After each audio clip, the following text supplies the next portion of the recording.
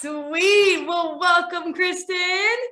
Thank you. So glad you're here. To people who don't know, we study with the Travis Major Society, and Krysten is our house astrologer. I have been asked a bunch of questions about astrology, and I learned pretty much everything from Krysten. At least all the stuff that I like to talk about. So tonight she is here. Welcome, welcome, welcome. And we're going to talk about Feng Shui. How about you go over what we're going to talk about tonight? Yeah, well, we were going to start off with talking about the first house and what rules the first house and the planetary rulership or the Lord rulership, and start that off with in mind of continuing onward. So we have a good basic grounding idea of what's what. So when we get into the details and the deep, dark, interesting, twisted intricacies of astrology, we could have a basic knowledge of what's what. So we're not lost. So we're going to start off with the basics. House 1, what it rules, the planet that it's associated with, and what the ascendant actually means. Yes. We'll briefly touch on we'll start touching on the Feng Shui as well, because it does tie in to astrology, and it's like astrology for your home and for your body. So it's all connected. All things are. So we'll retouch on that, because this year specifically is a very pivotal year for many people. Big changes. So it would be good to have a good idea of what areas in your home need attention this year. So we'll get into that too. Cool. I'm excited. Well, whenever you're ready, I'm ready. Go ahead and take it away. I'm just going to sit here and take it all in. Okay. And then just, if you have questions, just stop and ask me, and, just like what we normally do on Travis's page or group. Yeah. Yep. Okay. So the ascendant, what that means is what was rising on the horizon at the time of your birth. So this is the first house. And depending on your time of birth, a certain sign was rising on the horizon. And sometimes there's a planet there. Sometimes there's not, but that doesn't mean anything. It doesn't mean it doesn't have. Usually people think that empty houses are not as important, but they definitely still can be, especially the ascendant. So the first house is ruled by Aries. And Aries is ruled by Mars. It's all about the head and the identity, it's ego, it's the concept of self and the relationship with ourselves. Now, your ascendant, or the sign that your ascendant is in, is a reflection of what was happening at the time of your birth, like the energy and atmosphere that surrounded your birth, how your mother was feeling, how the family was acting. It's like a snapshot of what your birth brought into the world. And so it ends up becoming like your personal inner identity. It's like a path that you end up following on and repeating throughout your lifetime. So we know that Aries rules the head. And if people, you can even find when Mars is in the first house, that there's something associated with an injury to the head, or a mark on the head, or something prominent on the head, and Mars can represent cuts, it can represent accidents, but it can also represent drive and ambition. And to have Mars in the first house can show someone who is very driven and very, straight and narrow to the action, action oriented. Now that doesn't mean that only Aries is going to be your ascendant. It could be any one of the signs. It just, the natural ruler of the first house is Aries, and Mars rules Aries. So for you and you're a Libra ascendant, right? Mm-hmm. Yeah, same. So for you and I, we are Libra ascendants. And so what rules our first house is Venus. So what you would do is look on the chart where Venus is. And depending on the house Venus is sitting in, it's going to tell you, you know, how your ascendant's going to be focused, because it's the Lord of your ascendant. So if your Venus is in the house, the 7th house of relationships, this is an axis of personal space and relationships with others. And having any planets at all in the 1st house is going to always put you in that axis of relationships, personal space, relationships, personal space. And so let's say you have like a node or something in your 1st house. That's definitely going to make you have some imbalances when it comes to relationships. So let's say Rahu is in the 1st house. In order to counteract the self-absorbed, self-obsessed energies that could come with that, you want to not run necessarily, but you want to focus on relationships where you can be of service, where you can be giving. And this is something that you can do in any aspect of your astrology chart where you find an imbalance. You want to you want to balance it out by following the other way and kind of giving of yourself in the opposite way. So if you are taking, you want to give. If you find yourself giving too much, you want to speak up and take what's rightfully yours. I find a lot of people who have 1st and 7th house placements really struggle in the relationship area with obsessive tendencies, or coming back to the same type of person and the same type of relationship, and sometimes sexual addictions, and never finding a balance. So and it's that's really important to find it. Yeah. And sorry, so that's because there is like the ruling planet you're saying is like in the 7th house, whatever's in the 1st.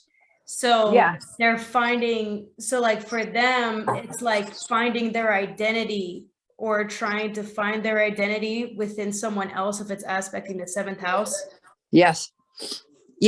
And that's, well, what'll happen is you'll find yourself going, oh, I need this relationship because I'm happy. This person makes me happy. This person gives me what I need.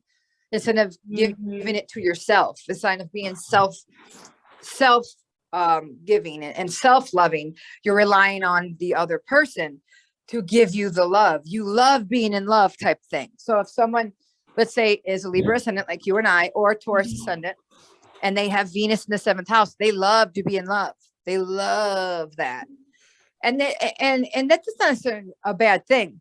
And typically when you have Venus in the 7th house, the person you're with is good looking, but, or creative, in some way. So it's not a bad thing. It's just, there is a romanticism. And then let's say there's something like Neptune sitting there with it. And then you got a little bit of delusion going on there where you see things in rose-colored glasses. So it also depends on what else is sitting there with it. It's just really important when you have either a planet in the 1st house or in the 2nd or in both. There's a focus there asking you to pay attention and balance things out. Because let's say we have like a stellium of planets in one area, you're definitely going to be imbalanced in that axis. And the way to balance that out is to go the other way, is to go towards where you are where you have less planets or less energy, and learn how to be that. I'm trying to not go too far too quick, because I could jump way ahead right now and say some things, but I don't want to confuse people. But it's hard. Yeah, I know, because it's all like one whole system, right? Yes. So when you're saying, so that's very interesting. So basically someone can look at like, and I have to kind of limit my questions too. So I guess my first question would be, if Mars is ruling the first house, right? And we're Yes. looking at the environment that someone is born in, we're looking at it Yes. from the aspect of, or from the perspective of Mars. Does it, or does it matter if Mars is like debilitated or not? You know what I mean? Because if Aries rules the first house, it's going Yes. to be, it's going to feel most at home there. Absolutely. But that's from the perspective of Mars. Yes. Well, even a debilitated Mars, a Mhm. debilitated planet in general, doesn't necessarily mean that you're going to have terrible situations come out of it. Sometimes a debilitated planet ends up giving you things that are a blessing, or it makes you strong in ways that you end up becoming massively abundant and have massive gains because you learn how to thrive in competition or with adversaries, or in things where other people might run from. So an example is Trump, born with the eclipse. His eclipses are on his 4th and 10th house, right? And most people would be like, oh God, that's a curse. He's not lived a cursed life, a very charmed life, and a very deliberate life, very destiny oriented life. You know, we talked about that. He's got the Kalasarpa in his chart, which is meaning he's got a destiny. And the Kalasarpa is when all the planets are on one side of Rahu and K2. And he's got that in his chart. So, yes, Mars can, and see, I find that while Mars can be aggression, it could be cuts, it could be accidents, it still is very much matter, like physical manifestation and drive and ambition and getting things done and getting the energy that you thought you lost, given that, you know, youthful energy coming back. Like right now, Mars and Venus are in a planetary war. And that just means they're neck and neck, and they're trying to, you know, they're connecting with each other neck and neck, and Venus is going to win the race. Now, this is why we have all this male female energy happening right now, this Kanye and Kim energy, and Brad and Angelina got into it again. And like, you got these battle of the male female, but out of this battle or this passion is going to come a new creation, a new birthing, because with the male and female coming together like this is happening, it's going to birth something. That's what happens when man and woman come together, right? Mm-hmm. We have a rebirth of something new. And so that's what's going to be coming. And then we've got our Pluto return for the US. So it's like all this rebirth and death of the old, and a birth of the new, a new way of things. And you've got Saturn sitting in its own house of Capricorn, which is infrastructure, stability, government. And then you got Mercury there. So there's going to be lots of changes in the government, in the monetary system, in infrastructure. And yeah, I see that happening right now. Like, yeah, literally absolutely. right now. It really, really is. Yeah. And it's really exciting time to be alive, to be honest, because the things that we're experiencing, you know, like with the Pluto return, that doesn't happen. Like, it's not like Saturn where it comes every, 20 years. It's like 200 and some odd years that Pluto returns, 200 and some odd years. Wow. And so we're seeing this happening. It hasn't happened since, the beginning of the United States. And this is when we also have the same energies that happened during World War II when Hitler was ruling. Okay. So that could be good and bad, because there was innovation, there was, experimentation, there was learning new things, but then there was serious, terrible atrocities that took place, and, taking away of men's rights, just civil rights, and we see this happening again, people trying to censor things and shut people up. There's going to be, this being the year of the water tiger, there's going to be emotional aggression out, when it's the water, it usually means a flood of things, right? A flood a flood of emotions, a flood of money, a flood of energies. And it's the tiger, and the tiger is stressed out because in the tiger, even though we know that the tiger is a very strong and very able-bodied animal, in the great race, the tiger actually lost the race because of the water. He came into third place instead of first place like he would have came into. So the water is what caused the tiger to slow down, because the tiger misjudged the water. It was too deep and the tiger got stuck in the water, and it took him too long to get out of it. So then he lost the race. This is the kind of energy that comes with this year, especially for the tiger sign. So it's asking us to take a pause before we leap, because when we leap into things we're not sure of, they're going to make us miss opportunities. They might slow us down. They might not lead us to our ultimate, goals. So this is the kind of energy that's coming out, which causes the tiger energy to be cranky, right? So people are going to be cranky. There's going to be civil unrest all over the world. People are going to be fed up. They're going to be annoyed. And there's also exposing of, the lies that have been going on for a long time. And with Pluto's return, along with the Mars and Venus energy, you also have talks about like sexual deviancy and sexual acts, that hidden sexual things that were kept secret that are coming to the foreground. People are finding out about. So there's just all kinds of things happening, good and, a little bit chaotic, but this is what happens when you birth something new. There's a little bit of chaos. Mm-hmm. Dang, active time. Very much. Very. So Pluto returns. We have we have the Venus and Mars right now going on. So how would you say that is in, like, when people are looking at their first house now, especially being ruled by Mars and Mars going through this particular transit, does that have any effect on what's going on in the first house?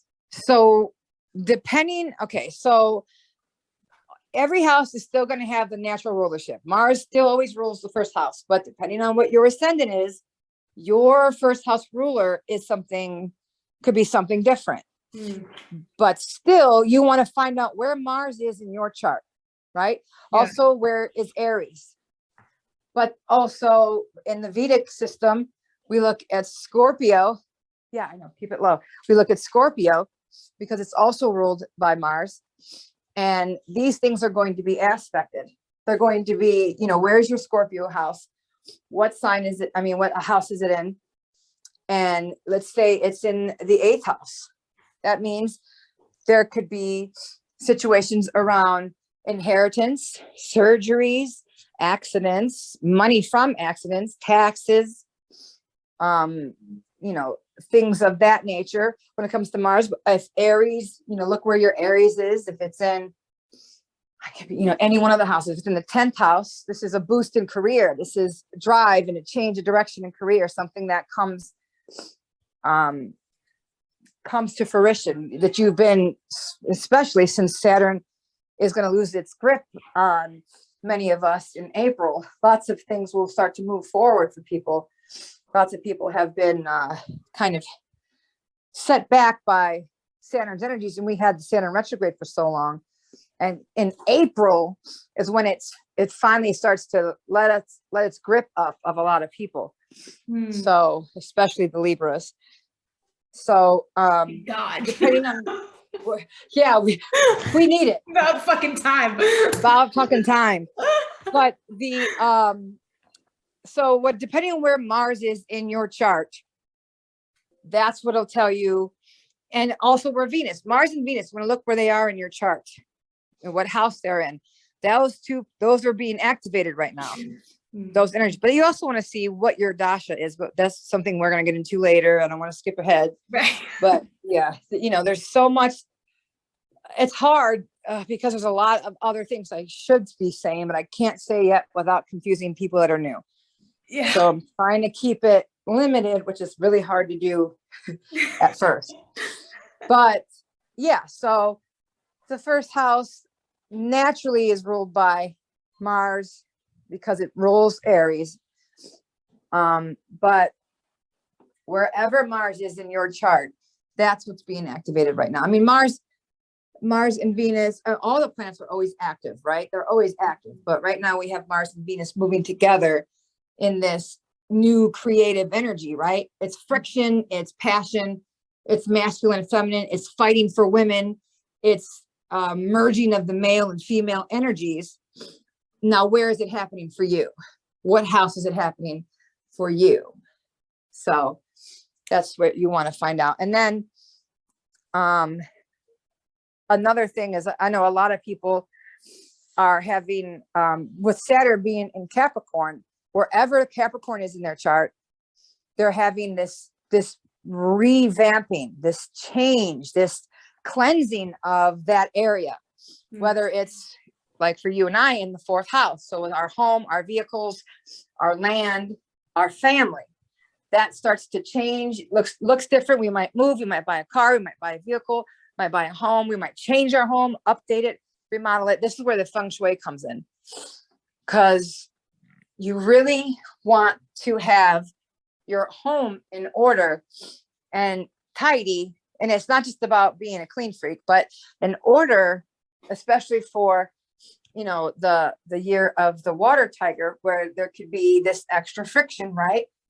So this year in the northeast corner is where the money star goes, number 8 money star, and it's a double 8. So this corner is a good corner to keep clean and tidy, to update, to make it look pleasant, make it feel good, right?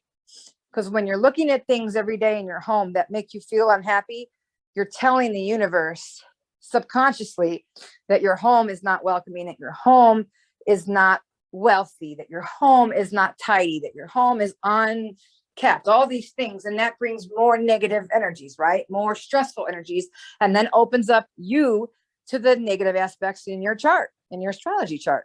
Mm-hmm. When you connect the Feng Shui with the astrology, where your home is in the best, you know, as decluttered as possible, no broken things, no sharp pointy things.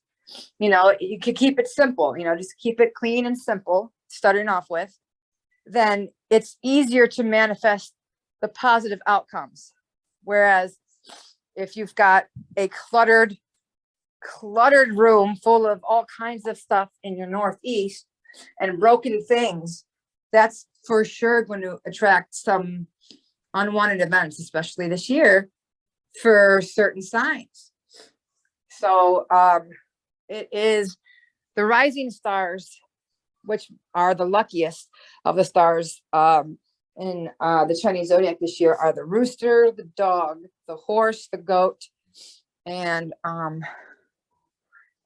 rooster, dog, horse, goat. I think that's it. And then there's the tiger, unfortunately, the actual tiger, he suffers this year because he is the tiger. And it turns out that when it is the year of your animal, it doesn't always mean that you're going to have a great year, because that's, you know, I was like, well, that must mean the tigers will have a good year. No, it doesn't mean that at all. So in fact, the tigers this year are going to have a challenging year, especially with the health. And this is why it's important to understand, you know, the corners of your house. So your health corners want to be, you know, kept clean. The thing is, if you keep your house clean in general and you don't know the corners of your house, you don't know all the Feng Shui, you don't know what it means, you at least are keeping it clean to where there's less of a situation that can happen. You would be surprised to the degree of change that could come when you just Feng Shui your home. You do one room, right?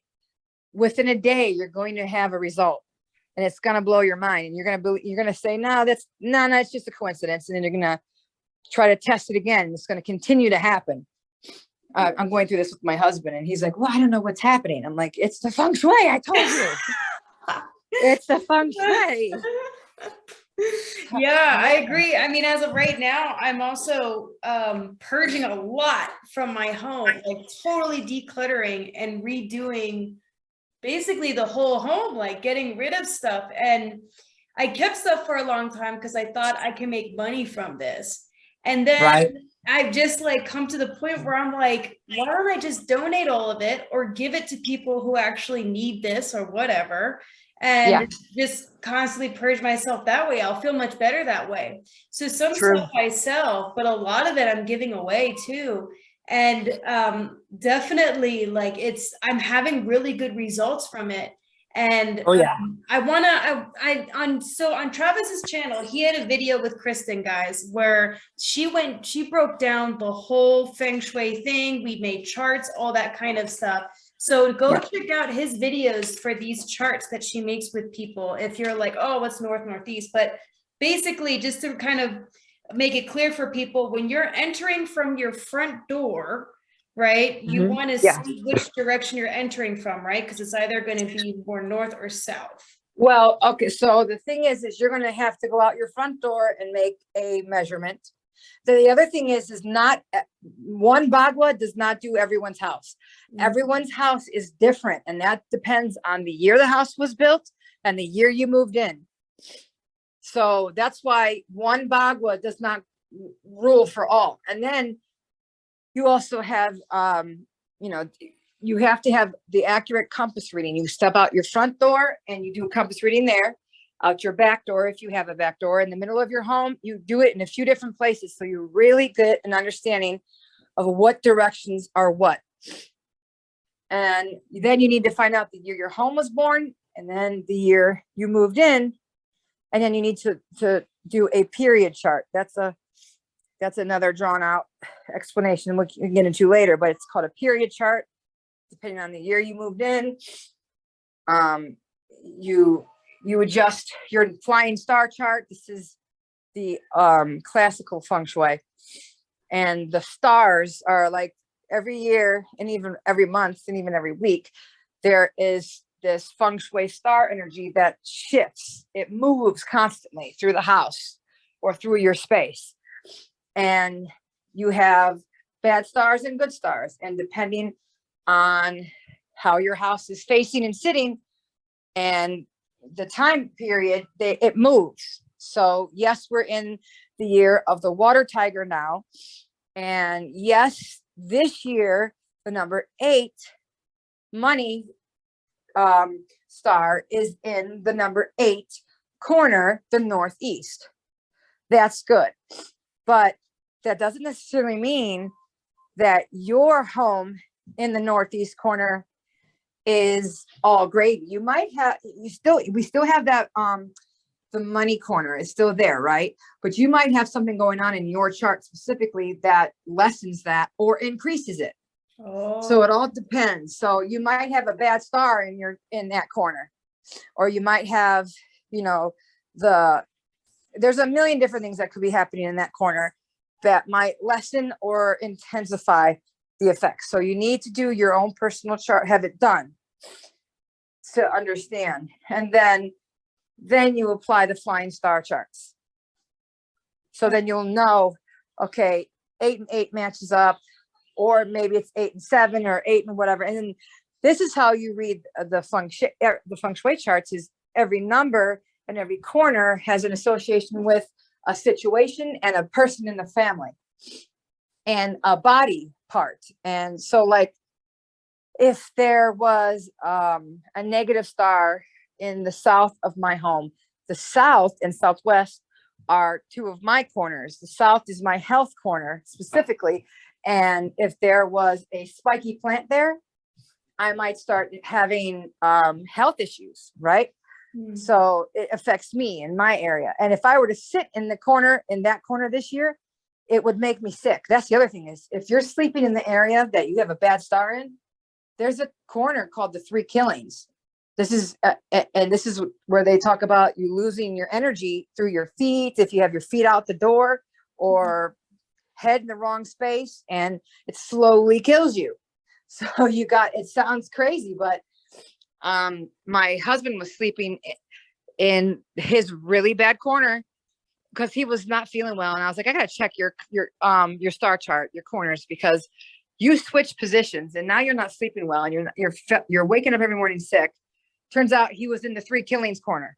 I'm like, you are moving out of that corner right now. I'm like, and then he started feeling better when he moved out of that corner. I'm like, I'm telling you, it's the Feng Shui.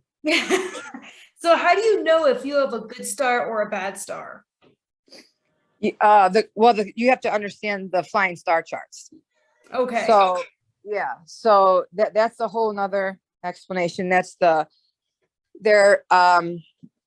half of the stars are good and half the stars are bad, and they always change position. So there are always good and bad ones in your house, always. So always there's a corner that's really bad, and always there's a corner that's really good. But sometimes you got the corners that match up really good with really good and really bad with really bad. And when it's really bad with really bad, you really don't want to be in that corner. And so it all depends on your individual chart and the flying star charts. So there's not like one blanket answer for that, because it's pretty much detailed and in depth.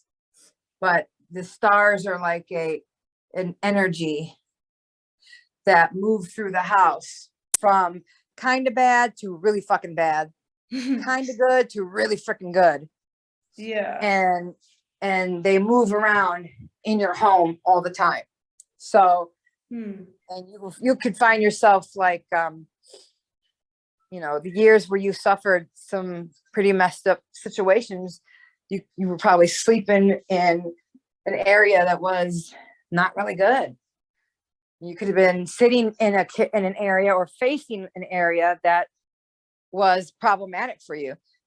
Just like you should never face a door. I mean, not a door, a closed, like a wall. If you got your desk up against a wall, you can't even be open to success. You can't even be open to the idea of bringing in abundance and money. Your mind gets closed off because you come and hit up a wall. You hit up against the wall. So you can't even, your subconscious mind shuts down, doesn't even let you move past that aspect. Same thing with clutter. You'd be like, oh, I would find my house clutter and I'm bringing in money. You might think so. You might think you're doing fine. You could be doing a lot better and not even realize it. There's so many things that we shut ourselves off from when we clutter ourselves in, or we push ourselves up against the wall. Or just like if your desk is facing out a window, you don't want to do that. Your desk, you need to be able to see the door and people coming in the door from your office. That's saying I'm available, I am open, I'm connecting with the customer, or I'm connecting with the energy coming in. If your back is to the wall, I mean, not to the door, you can be lied to, snuck up on, injuries. You always need to face the door, especially in your home. When you're sitting in your home, never have your back to your front entrance. Never, never, never. You always need to see what's coming into your door. Just like when you come into your front door, you need to be able to see diagonally from the door. That space right there is technically the money corner of that front room. And that area should be kept calm, quiet, and like round plants should be put there. I also heard that paintings with water is really good too, because that's like the money flow. But water can be good as long as it's not in a corner that is not going to be suffered by the water that year. So you want to make sure what element it's not, going to cross-contaminate with. It's not going to cause a problem. Like for me, my northeast corner typically is water, but water is a problem right now here. So I had to take down all the blue. I had to take it out of here. And I had to put up stuff that was fire in order to counteract all the water energy here, and it's my front door and it's supposed to be kept quiet and no one's supposed to be walking in that area. Yeah, well, it's my fucking front door. So I have to keep it as quiet and calming and as and active in the other way, less water, more fire, you know, in order to relieve some of that water energy, because the water can increase the problematic star. You don't want that. Okay. You know, they also say that chimes, see, they say in the corner where there's bad stars, you should keep it very quiet. You should not have TVs there or radios or loud things. But then they sometimes say to put chimes there. And I think to myself, well, I mean, aren't chimes kind of noisy? Yeah. But that's what they say. So I personally was like, I know it says to put chime. A couple years ago, they said in the southwest corner that it needed to have chimes, that it had to be kept quiet. I'm like, wait, kept quiet or chimes? Which is which? So I tested it out and I put the chimes there, and I put my 6-foot chimes there, and they were loud. They were so loud, but it seemed to bring in good juju. I don't know. Maybe chimes have like a different resonance than a Yes, radio. I think so. Yeah. I feel like it's not noise the way TV is noise. And they're not bad frequencies. And these specific chimes were tuned to 528 hertz. So I think there's something about the chimes that is a little different. I'm still trying to find the explanation on that when they say to keep it quiet, but then they tell you to put chimes. I'm like, oh, okay. But, you know, there's always some more information to find out and figure out. It's always something to figure out in there. So this year we're focusing on the money on the northeast corner of the home. Yes. And if you don't have a flying star chart or anything like that, you can kind of, so just to be clear, can they just kind of get, like what I did was kind of get a compass and to see if if I was facing north or what direction my home was. Yeah. And then I just tried to map if they out, could like, find what out was the northeast. Yeah, as long as they could find out where their northeast corner is. And this will be like their foot in the door here. Yeah. If they could find out where the northeast corner is, and tidy it up. Make it look nice, make it look beautiful. Every time I updated my kitchen, something significant happened for me. And I mean very significant. So and I started updating my kitchen before I even realized it was the money corner this year. There was something in me that was pulling toward, I needed to get the kitchen remodeled. Hold on a second. Honey, don't put your foot up there, okay? Because that's still wet. Sorry. But yeah, so I kept being drawn to remodel and redecorate my kitchen. And then it turns out that was the money corner this year, which is great because water, your kitchen and bathroom is already water, right? Mm-hmm. So, and it's good to put water in the money corner when it's okay, but I don't have to add any water because it's the kitchen, right? So I didn't have to add water. And what I did is I had a spiky plant that a friend gifted me, but I had to get rid of it. I just couldn't keep it because I felt like it was causing arguments in the house. As soon as I changed that out and I put some round succulents in the kitchen, that's the first big change I did in there. And we got that $6,800. And wow. Then, yeah. And then a couple of days later, I changed the tiles and got another $1,500. That just was like unexpected. I'm like, I know what's happening. I'm like, this is crazy though. This is really crazy. And I was telling my husband, I'm like, you understand why things have to stay clean and tidy and in order. And the other thing is I was saying, you can't leave these shoes in the front room. You're not supposed to have shoes out in your front entrance, not shoes, not coats, none of that shit. Because that says your house is chaotic.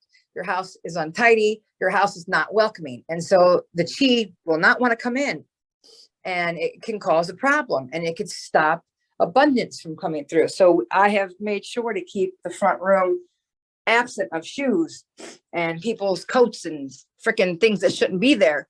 Oh. And so it was like a mixture of all of that with changing the kitchen. And I had been cleaning out my house for months, like just throwing things away. And as I was cleaning the house out, we would have arguments, and especially depending on the house, part of the house that I cleaned out, that's what the argument would be about. That's where it would be pertaining to, or who it would be with. And I would tell my husband, I'm like, look, there might be arguments why we clean this house out, because what happens when you clean out years worth of stuff that you haven't touched, old things come to the surface. So it's best to just know about it and say, hey, there might be arguments why we're cleaning out, but we're cleaning the shit out so we can get on and move past it. And that's what we did. And once we got everything out of here, and I was able to focus on that room, you know, the Northeast, which like I said, I was doing it before I knew that was the money star this year. Then all that stuff happened. And then I just got a new car that I didn't even try for. That shit landed in my lap, literally. And that's also a Saturn thing, the Saturn in the fourth house, like I said, in Capricorn, because Saturn gives a raise in status or a drop in status, depending on your karma and depending on, you know, your chart. But for me, it's a raise in status. So there's, you know, you got the astrology chart working and the Feng Shui chart working. And when you mix them together, you can get like double whammy. You know what I mean? You can get extra good stuff happening if you really implement the two. Saturn's in Capricorn in my fourth house in my in Vedic. Yes. Yep. But in tropical, it's in Aquarius, but it's still in the fourth house. Is there a difference if the Saturn is retrograde versus direct in someone's in a house somewhere? Yes. Yes and no. Yes. So like when Saturn is retrograde, you mean in the natal chart, or you mean just in general when Saturn is retrograde? In the natal chart. Yes. So it's a different type of energy. When Saturn is in retrograde, Saturn is having you take a step back. Remember, Saturn doesn't want you to move forward with things. Will want you to double take. Remember, Saturn won't let anything work out in a retrograde because you have things to deal with from the past. So a lot of times they say when Saturn retrograde in the chart, in the natal chart, there's some things you're paying off from past life or working through from past life before you move forward into the new business of this life. So there's things that you have to do first before you begin the new things, whatever you might think, you know, you want to do. Sometimes we have these ideas of what we're going to do, but Saturn says, well, no, that's not happening yet. Yeah. So it's that's like my whole life. Yeah.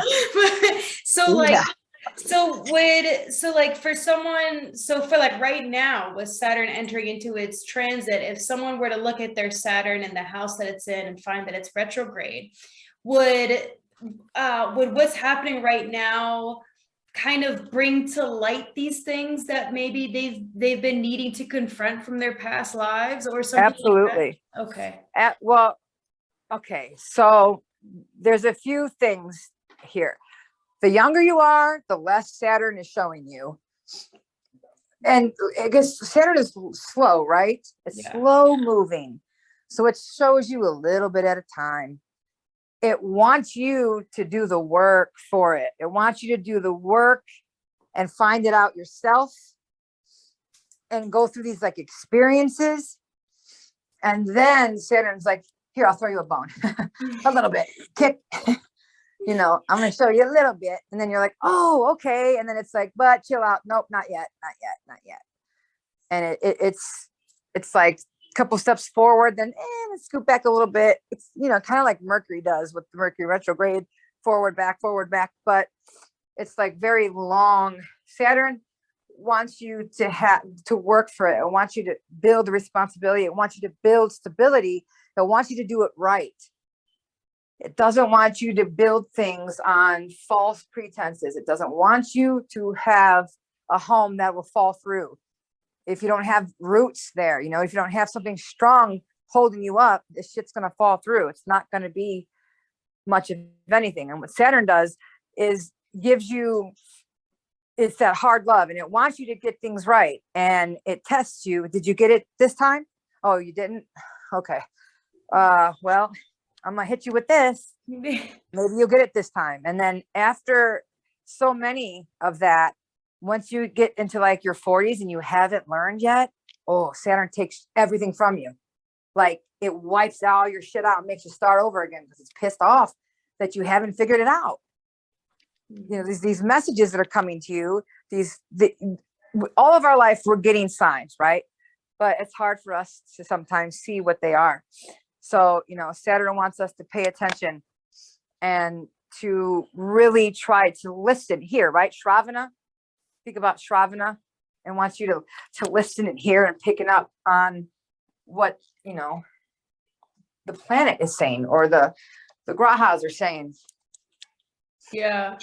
And it changes too. Like they're like in like, so for example, I have Saturn retrograde in Capricorn in my 4th house. And so when there's Saturn retrograde in the 4th house, typically that means that there's a lack of a father presence. And so like a big thing of my karma was that I had to grow up with or was kind of afflicted by was my father's death since I was a kid. Yes. And what's interesting is that when I officially moved on from that in peace and that no longer became a part of my karma, all of a sudden, all the focus went into my home and about how I had been changing homes for so many years and not actually like settling down and sitting with myself.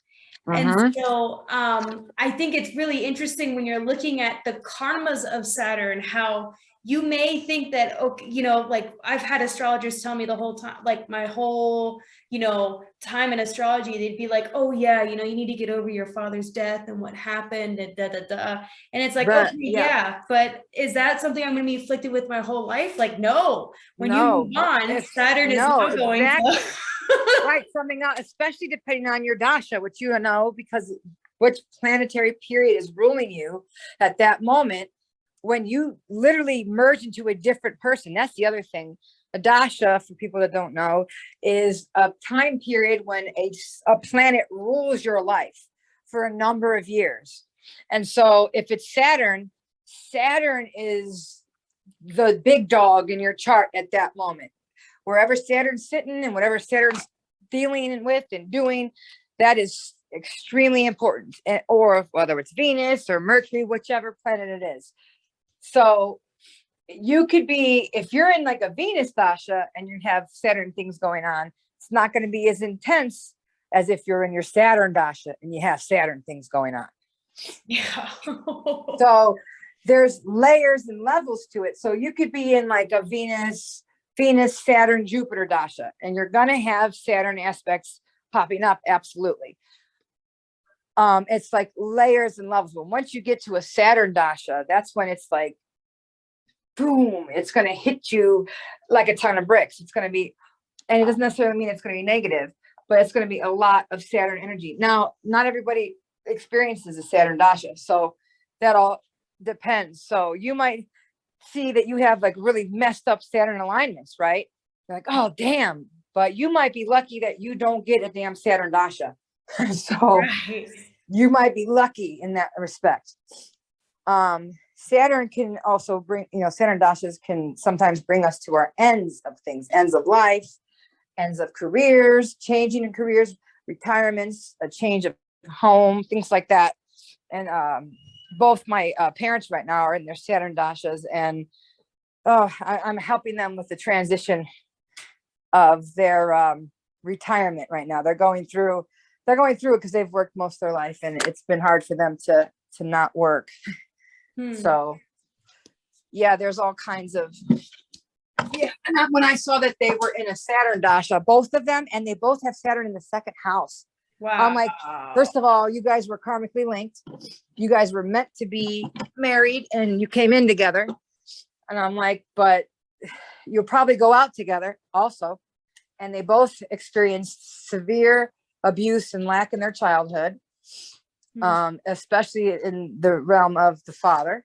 So it's just crazy how they both have that same alignment and they're both in their Saturn dasha. It's just mind blowing to me how that happens.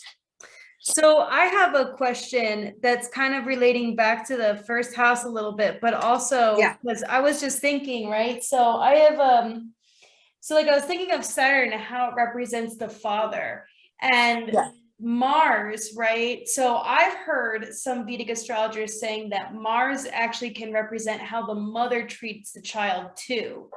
And I It could. okay. It depends on the house it's in. It could. But also, hold on one second. Jupiter can also represent dad, even though it's husband. It can also represent dad, and like the masculine energies in your life in general. But I have found that even because Mars represents land and home and fourth house energies sometimes. So that's probably what they're talking about, how it can deal with mother. But if, let's say, Mars is in your fourth house, because the fourth house also deals with mom and your home, it could mean you had a very strict upbringing, or a mother who had a very aggressive way of speaking or talking or communicating or things like that. So we talked about earlier how the first house is ruled by Aries, which is ruled by Mars. And Yes. so you would look to see where Mars and Aries is in the house to get an idea of what was going on at the time of your birth, right?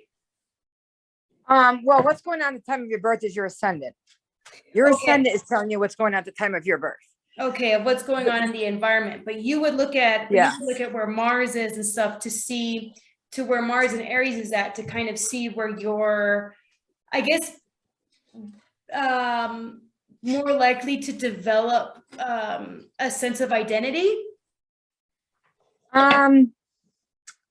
Yeah, kind of. It's more like your drive. Yeah, a sense of identity. It all depends on what your chart is, because while we do know that Mars and Aries does naturally rule the first house, what's going on with your first house identity self is whatever your first house is. But you will then connect that, and you can go back and connect that to the Mars and say, okay, well, where's my Mars at? Since Mars does naturally rule the first house, where's Mars at? What's it doing? And then you connect whatever your first house Lord is with Mars, and how those energies connect.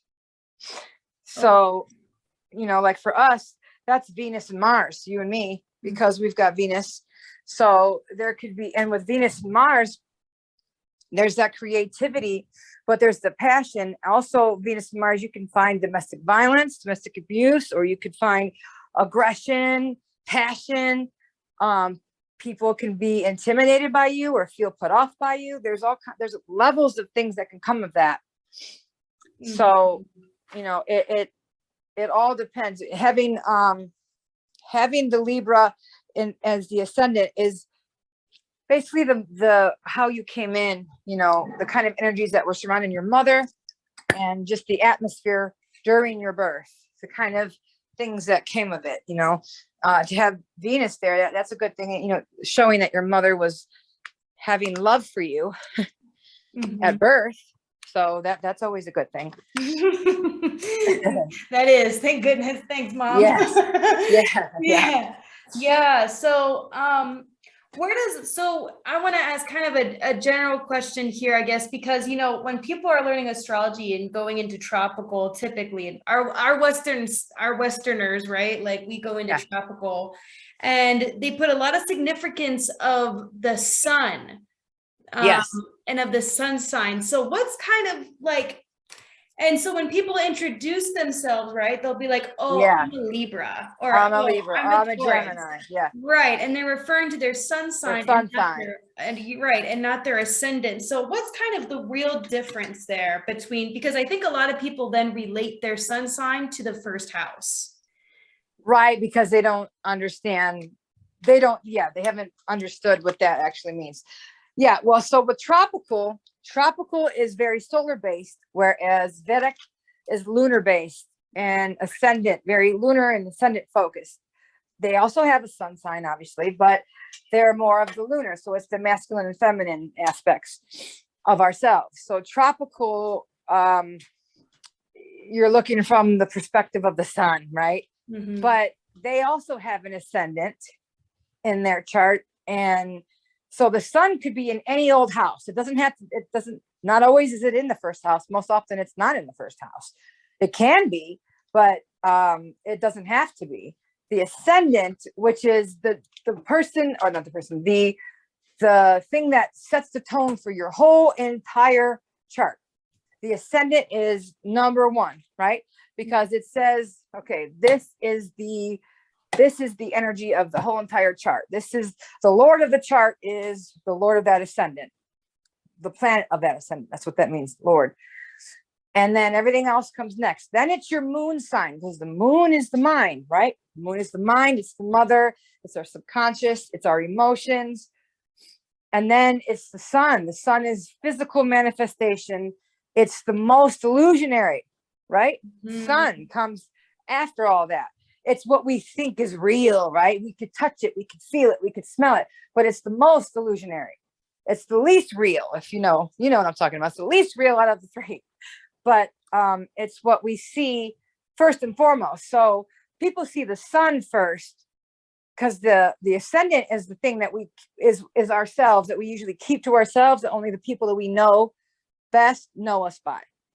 So the public usually sees our sun sign, because the sun is like public. It's what I show everybody, right? Hey, look at me. It's what I'm showing you. It's the fancy ego, even though the ascendant also is ego, but it's ego in a different sense. It's like your personal identity, the thing that you're trying to find out about yourself, not the facade that the sun is. And doesn't necessarily mean that you're a liar, but it's just the first thing that you show people, like the professional phone call, that whenever you make a phone call, that voice that goes, hi, yes, ma'am. Oh, yes. That fake voice. Yeah, that's the sun coming out. Right. So, then at home, that's your ascendant. Right. At home, you're like, nah, fuck that shit. Yeah. Yeah. You're ascendant. Just like when you want to brand yourself and you want to do well in the public eye, you need to work on the 10th house, which we've talked about that before. So it's your 10th house, which when the sun is in the 10th house, that's directional strength, because that's noontime.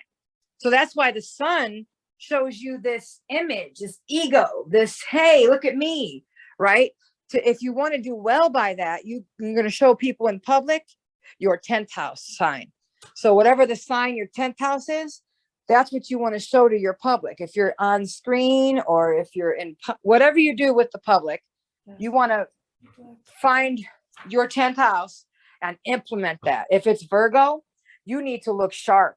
You need to look good. You need to, someone like Kim Kardashian, she's got that Virgo in her 10th house, if I'm not mistaken. And so people want her to look good. They want her to look sharp. They want her to be fancy. They want her to. They might talk shit about her, but they really want her to be this. This is who they want her to be. This is why she does so well, because this is what they love her for. If she were to be a top-knot kind of sloppy dresser girl, she would not have made it to where she's at. It's because she was that hardworking Virgo, sharp dressing, pretty chitra girl. That's who she was, and that to the public, and that's what made her who she is. That's what put her, and that's when Kanye upped her ante by making her even more, Virgo-esque with the color scheme that he was putting her clothes in, and the minimalist, looks, and very sharp, mathematical, cold energy. Yeah, that Virgo. So it just lifts her even more in the public image. So how would someone utilize what's something that someone can maximize on when it comes to their first house? Like, what energy does the first house, it sets the tone for the entire chart, right? And so yes. What energy can someone channel with the first house, and what effect does that bring when they do that? So self-identity. And if you want to change your body in some way, if you want to shift your looks, if you want to make a change in your image, in your personal image, and who you are as a person, in your belief systems, even, this is what you want to channel. Like Bruce Jenner, Caitlyn Jenner, he's double Swati, and Swati is very well known for being very androgynous, unisex, changing of ethereal energies and just moving between the two. But especially in the ascendant, you find this transgender, unisex, androgynous energies. And you also find that there's this sportsmanship with it, because they're changing their bodies. They're becoming sporty. They're seeing how muscular they can get, how much they can change and push it to the limit. You know, Krysten, like, I just gotta say, as a Swati ascendant, that's one of my things. Like, even though Venus is in my 10th.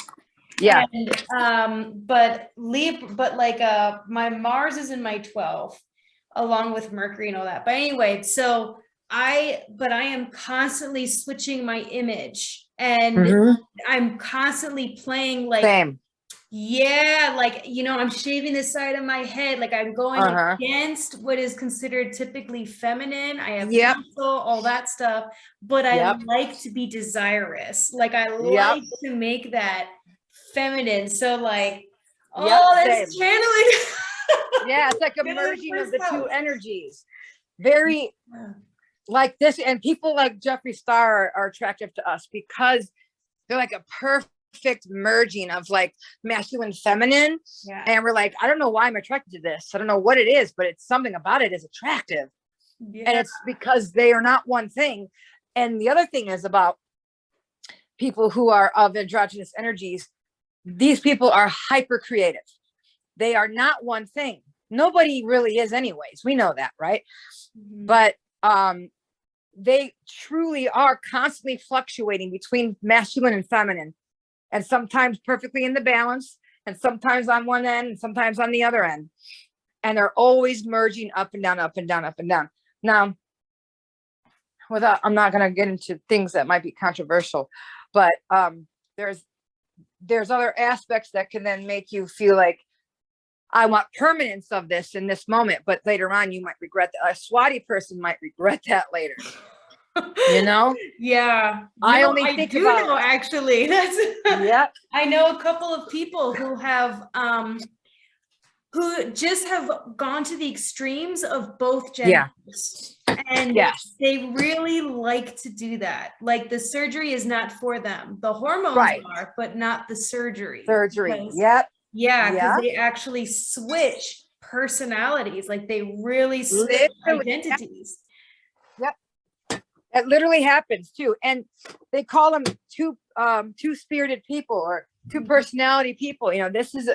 It's a thing, and you have, now there are those who in different nakshatras we've talked about before, who are, you find where there's a high chance of homosexuality, or a high chance of rejecting their own image.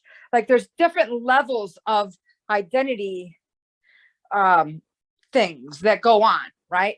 So where Maga and even Mula, you find also who like tip the borders on masculine and feminine. What is that? Very showmanship, very flashy, but masculine, but yet feminine energy. That's a lot of MAGA. And then you got Mula, who you find a lot of wrestlers in, and they wear those spandex and stuff, right? But they're these big macho men, right? But then they're slamming on each other and laying on each other in the ring. And then, so you've got many different levels of it. But with Swati specifically, Swati is so ethereal. Swati is like, who I'm thinking of, the girl right now, Bjork. You know who Bjork is, right? She's a Swati. She's an ascendant, I think. And she's very ethereal and very, even her voice is very, and a lot of Swati have like a breathiness to their voice, or the oh wow, or oh, like Owen Wilson, wow, wow. He's always surprised, wow, because he's Swati. He's like a child. He's like, oh my God, wow, you know, that is very ethereal and airy and goofy, but super creative. And so there's like this whole thing with Swati, which is really cool. And when I saw that Jenner was double Swati, I'm like, oh yeah, okay, that makes sense.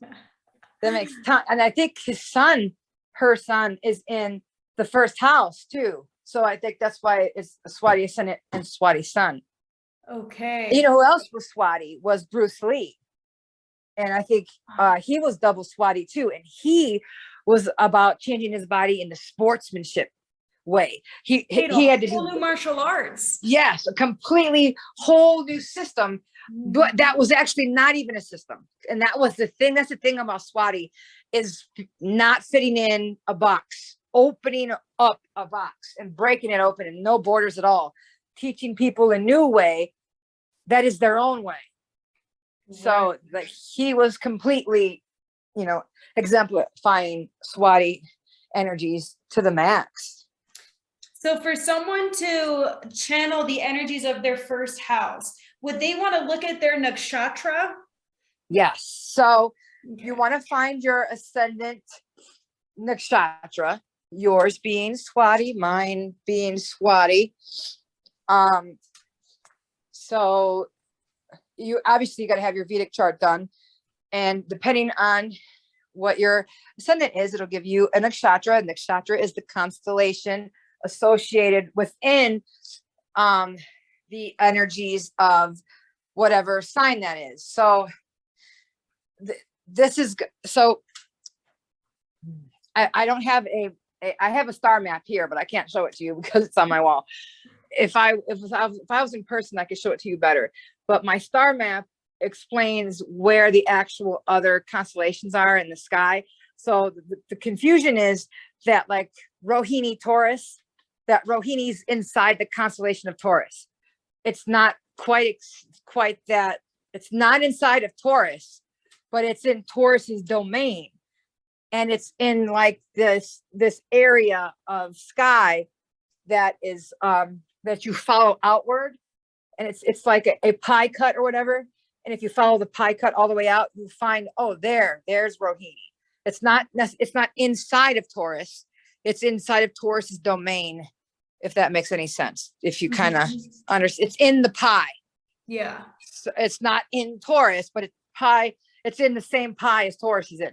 Because they run off of degrees. And so the nakshatras are also aligned along certain degrees of the sign. Yes. Yes. Yes. But the thing is that there's this misconception that you got Taurus, right? And yes, there's the 30 degrees within Taurus, and that those are the nakshatras split up within them. But in the sky itself, Rohini is not inside of Taurus. It's just in the same pie of the sky, not inside the actual constellation. Okay. Well, I'll have to show you off camera. Yeah, I'll explain it to you a little bit better. Once you see it with image, once I was able to see it, I was like, oh, I get it much better than just explaining it. Yeah. That's something I recommend, is getting a big star chart so you can understand where the actual stars are and learning how to read the sky, because it does something, it opens up a much wider perspective for you. And you're like, oh, okay, that makes more sense now. I get what they meant by that.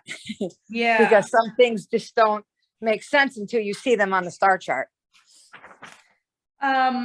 So let's see. So does it make a difference if there is another planet in someone's, so like say in someone's first house, they have the moon there, but their ascendant is like, I don't know, Gemini or something, right? How would they be able to channel that energy if they have another planet that is also influencing that first house there? Okay, so that would mean that their moon and their ascendant is both Gemini. And so either from the nakshatra of the ascendant or the nakshatra of the moon, they could focus mantras or focus energies. And so the moon will implement the mind. So the moon will open up your mind and consciousness to be ready for change. So that would be great if your moon was, even if you could always even channel your moon anyways, because your moon is going to prep you for opening up to a change if you're trying to change or make moves of your ascendant. So if the moon It is opens there, up the emotional aspect to it. yes. So that would be great. So then you would just then look to the nakshatra that the moon is under, and it's very possible that it could be the same nakshatra as the ascendant, or it might be a different one. Either way. And so you would work with that nakshatra, and that you could do the mantras. You can learn about the nakshatra itself and what it means. And then, you would also work with your ascendant. You could do both at the same time. So it could be Mercury, it could be any planet in there. And so you would just work then with that planet, that nakshatra, and the aspect it has on you. If it's Mercury, it's your communication, it's the way you talk, it's your travel, it's how you get to places, it's your neighbors and siblings and bravery, all those kind of things. If it's Mars, it's sports, it's drive, it's sharp tools. It's something that I've been seeing a lot of people who are great cooks have a good Mars. They got a real good Mars, and their Mars might be in Taurus. Usually, a lot of times it is. And Critica could show up because of the sharp knives, working with knives or sharp tools. You see, I really think that Gordon Ramsay has Critica, if I'm not mistaken, which makes so much sense, especially his anger outbursts.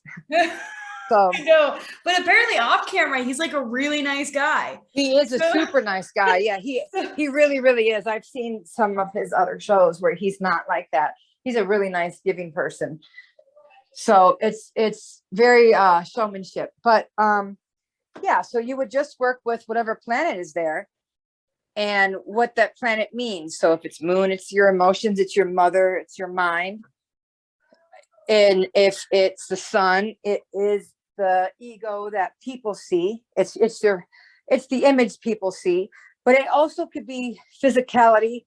The sun could also be dad too, because moon and sun come together, and that's mother and father, right?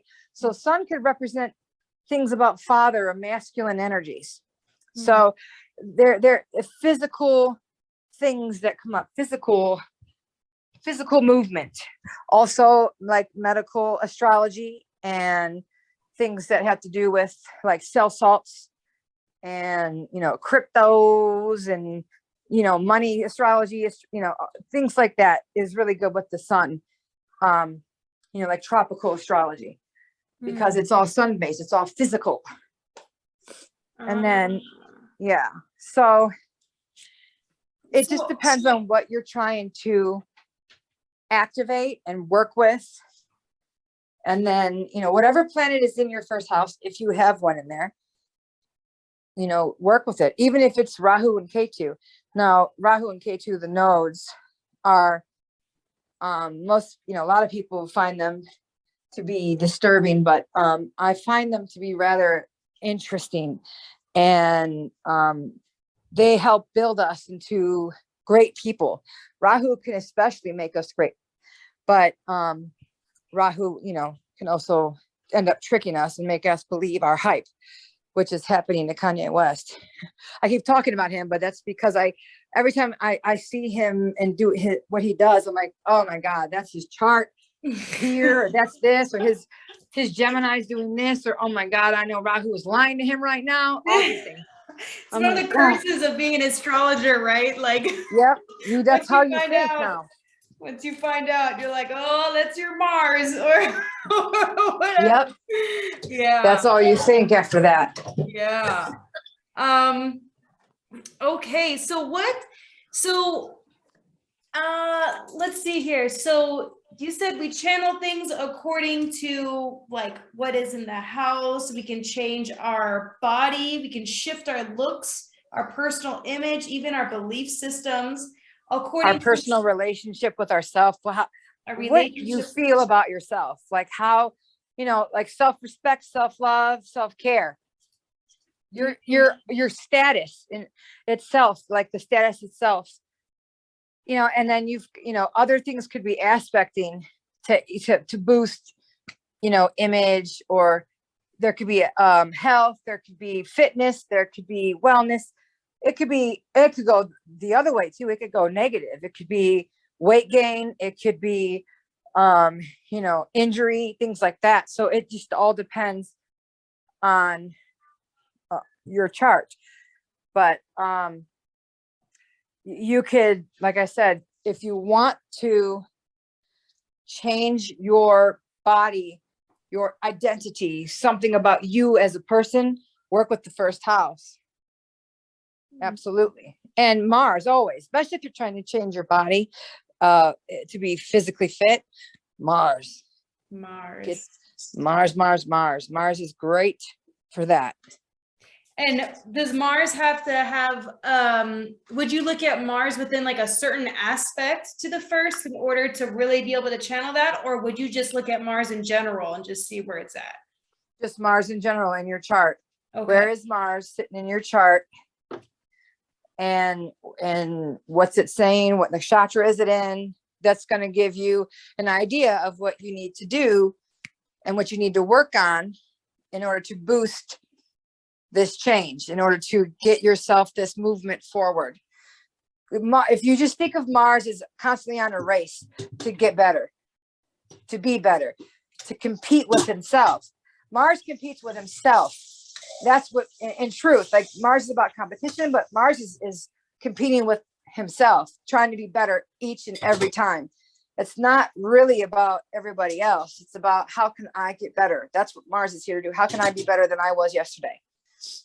And when you're not doing those things and you're like ignoring that part of Mars and you're self-stifling and everything, Mars gets depressed, Mars gets cranky, Mars gets aggressive. Mm-hmm. Right? So, but when you are good to yourself and you allow yourself to go out and to be who you want to be and everything you've ever wanted and to look like and feel like, Mars can bring great things. When someone has a real strong jawline, that's a Sun or a Mars thing. When someone is muscular, that's a Sun or a Mars thing. And Sun and Mars are the general and the warrior. They're like buddies. So they work well together. I happen to have my Sun and Mars in the same house working together. So that's a good thing.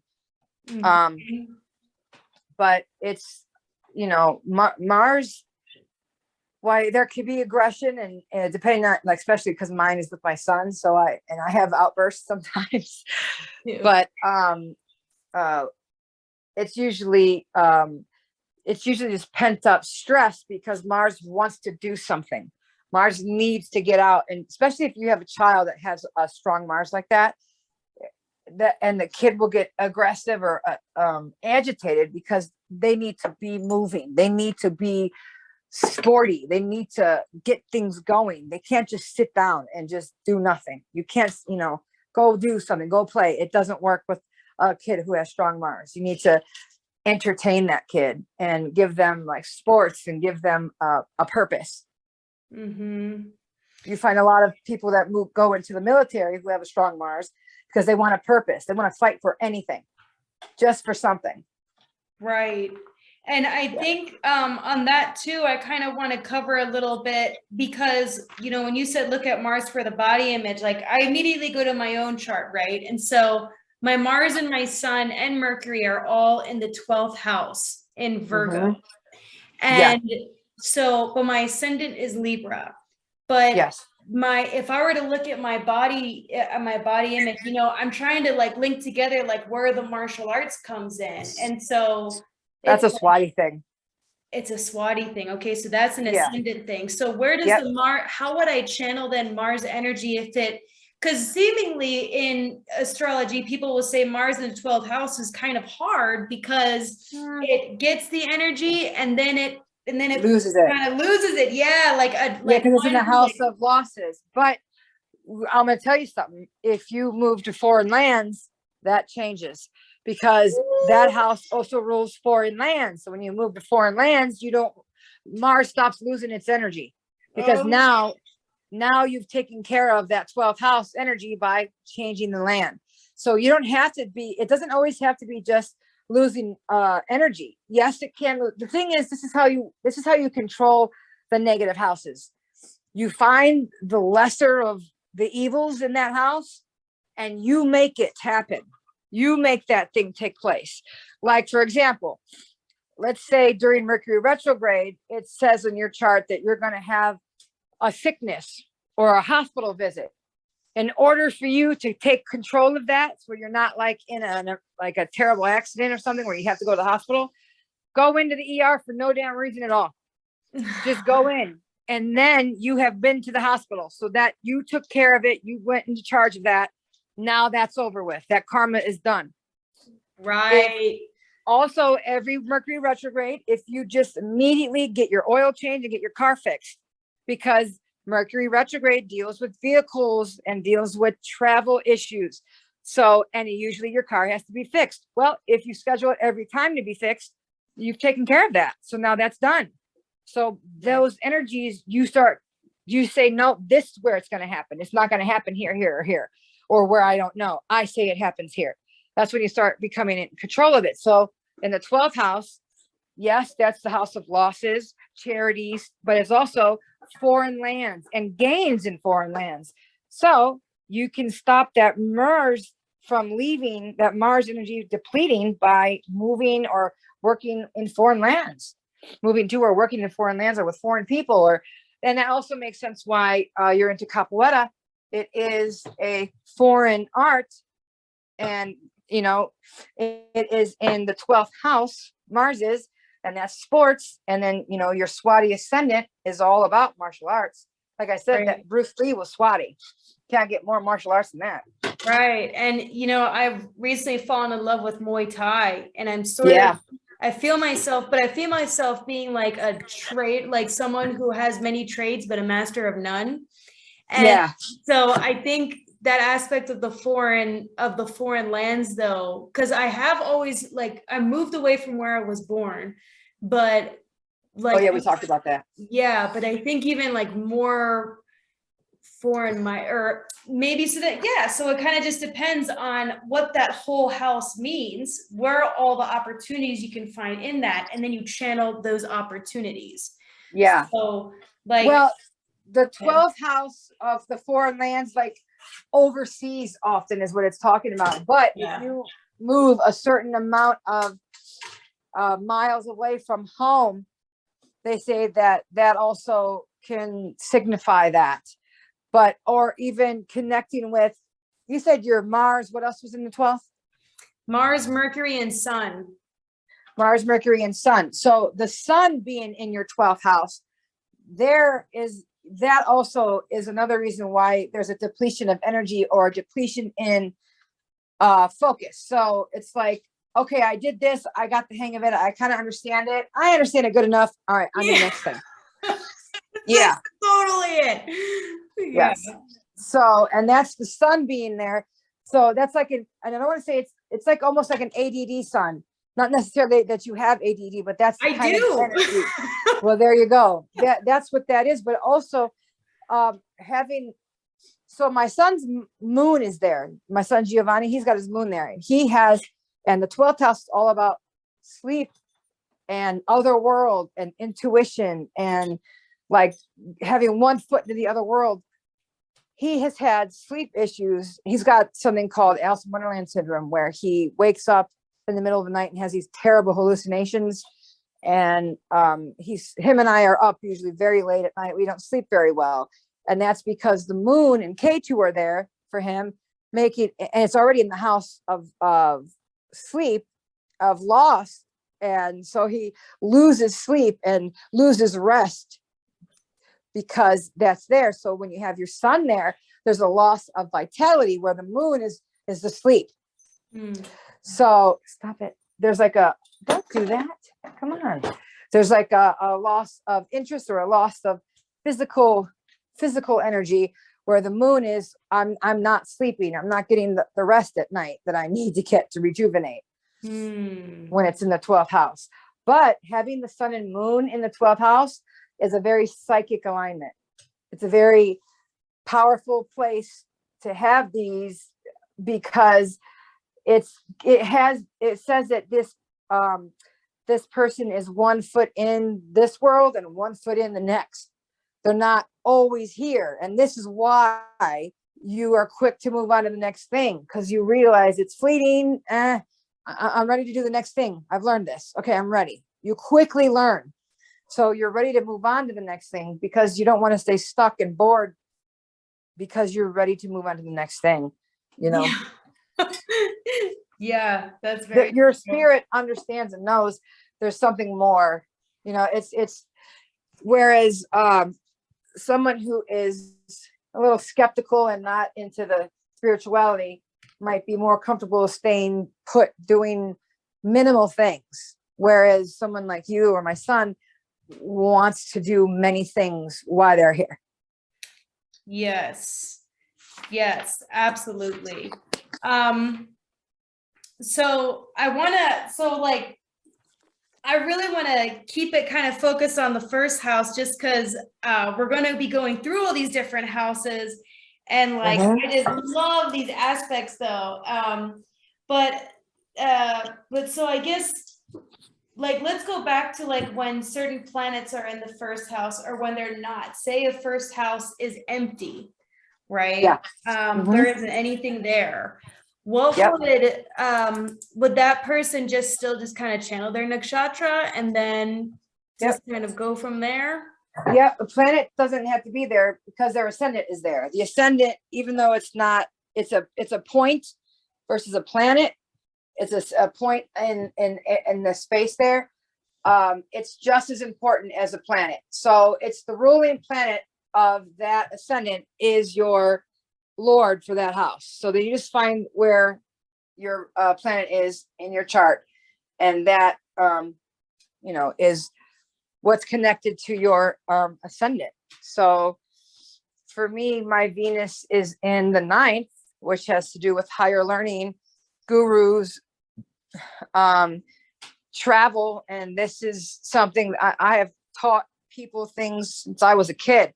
So this is what's showing my life, this direction in my life. My theme is going to be teaching, is going to be guruing, if you will. Although I don't like to be anyone's guru. It's just more like, this is what I'm called to do. I'm called to serve and explain and teach, because I'm able to pull things in very quickly. So that's what you would look where your Venus is. Mm-hmm. And where's your Venus? Mine is in the 11th. Okay, so that's all about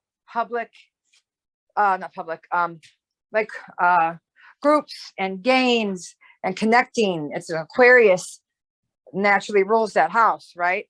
So it's about, innovation and creativity, man and machine, connecting with groups. My Venus and Jupiter in the 11th house in Leo. There you go. Mm-hmm. Yeah. So this is what's going to be your theme. Right. That's actually what, because we moved off of the 10th house, and that's when I started the YouTube channel, was because you had given me the advice on checking that out. Yeah. And I believe it was also like channeling the energy of, I believe it was Jupiter and Venus. We had talked about that at some point. I don't remember, but MAGA came up. And so like, it's basically been like, working within groups, working within like really kind of putting yourself out there. And that has also in turn changed my inner identity. Like my inner identity has sort of shifted now to a more extroverted, kind of business oriented type of vibe, right? Like that's like, so it's so it's really interesting how that's been aspecting on the first house too for me, where it's kind of like this, whoa, there's a, but also it's because I'm channeling the Venus, right? So like the Venus, really, really big in that. Yeah, and then rising nakshatra being Swati. So for someone who's looking to change their body image, they would want to look at where their Mars is in order to kind of tap into that willpower. Yep. You would look at your nakshatra. First house nakshatra. Yep. Right. And channel your ascendant nakshatra. Yep. Yeah. You would look at the Lord of that house and where it's placed. And which is the Lord of that house. Yep. And then that, which is the planet that's ruling the house, and that's ruling the sign that you're in. And wherever that's placed in the chart, you'll also be able to tell where you're gaining, because this is taking me back now onto that first and seventh house aspect. Yes. In your relationship, someone could get a bit too obsessed or something. So that might also lead you into understanding a bit more about, I guess, your natural tendencies or behavioral look. Yes, that's exactly right. Exactly right. Because basically, when you pull yourself out of the experiencer to the observer, remember, you're just an illusion. You're just a player, right? So getting too caught up in what you're feeling is going to keep you blind to making any kind of change. So you got to see yourself as a player and step outside and observe what's happening. Yes. Right. And then if you wanted to, say you wanted to change that, say I noticed that my ruling planet is in the 7th, or is in the, or I don't know, maybe it's in like the 12th house or something like that. And there's just all these kind of negative things happening within my behaviors. Let's say I become aware of that. How can I tap into that now to change those behaviors? What's something that I can do astrologically, knowing this now? To tap into your issues, you're saying? Yeah, like to be able to change those. So like if my ruling planet's in the 7th house and I typically kind of become obsessive or whatever. But how can I take more control over that? So, I'm underneath there. So, basically you wanted to counteract the opposite energies. Right. Like I was talking earlier. So wherever the imbalance is, if you have a focus of energy towards the 7th house, then you need to actually go towards the 1st house. If your focus of energy is actually towards the 1st house, you need to go towards the 7th house of being service to others. So you could end up being where you're giving too much to others and you're not taking care of yourself. And then, so you need self-care, whereas you might be very egotistical and not giving a shit about people, where you need to give to others and be more giving and self-serving to others. So if there's an imbalance and you're catching it and you're checking yourself, basically you need to do the opposite of what you're doing. You need to see where the imbalance is, see where the focus has been that's been leading you wrong, and go the other way. Okay. So you basically look at the house opposite of the one that it's if it's giving you issues.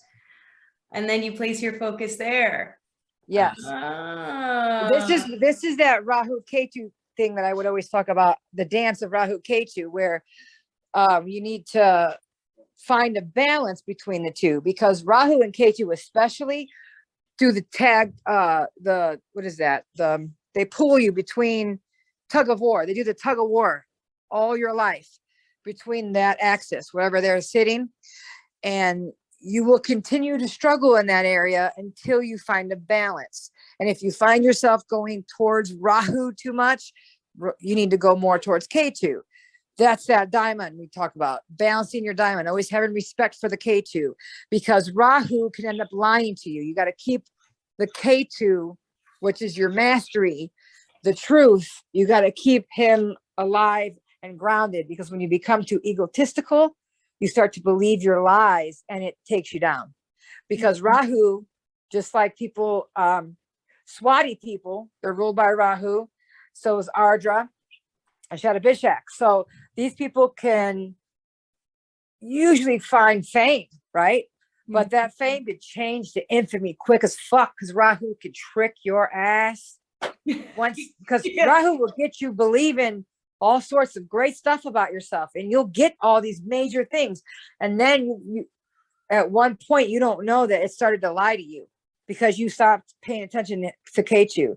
Now you care too much. K2 makes you detached from caring about all these illusionary things, and then sees you becoming obsessed. And when that happens, K2 says, okay, all right, I'm going to let Rahu take over. And Rahu's going to lead you off a cliff. And that's what happened with Aleister Crowley. That's what's happening with Kanye West. That's what happens with, it happened with, even with Ellen DeGeneres. She's Swati. She went from fame and being known as a joyous person to being criticized as being evil and mean and rude. And this, people, even Gaga, she's also Swati. She went through it herself. So you got this, you got to be careful with Rahu when you have Rahu, a Rahu ruled nakshatra, to not allow it to fully take over and trick you, because it could take you down. It's real important to always honor K2, the mastery. Your true mastery is K2. It's the one that detaches you from everything. It's the thing you've already known. K2 is the thing you came in here already mastering. Rahu is the thing you're here to learn. But Rahu makes you like extremely obsessed about those areas. Obsessed to where you become successful, but sometimes obsessed to where you become a psycho. So you got to keep the balance with K2. K2 will keep you grounded and keep you detached. So will Saturn. Saturn will be like, oh, you think this is yours? Nope, I'm taking it all. You know, so. Yeah. Yeah, that makes me think. I have a friend who's got Saturn in the first house.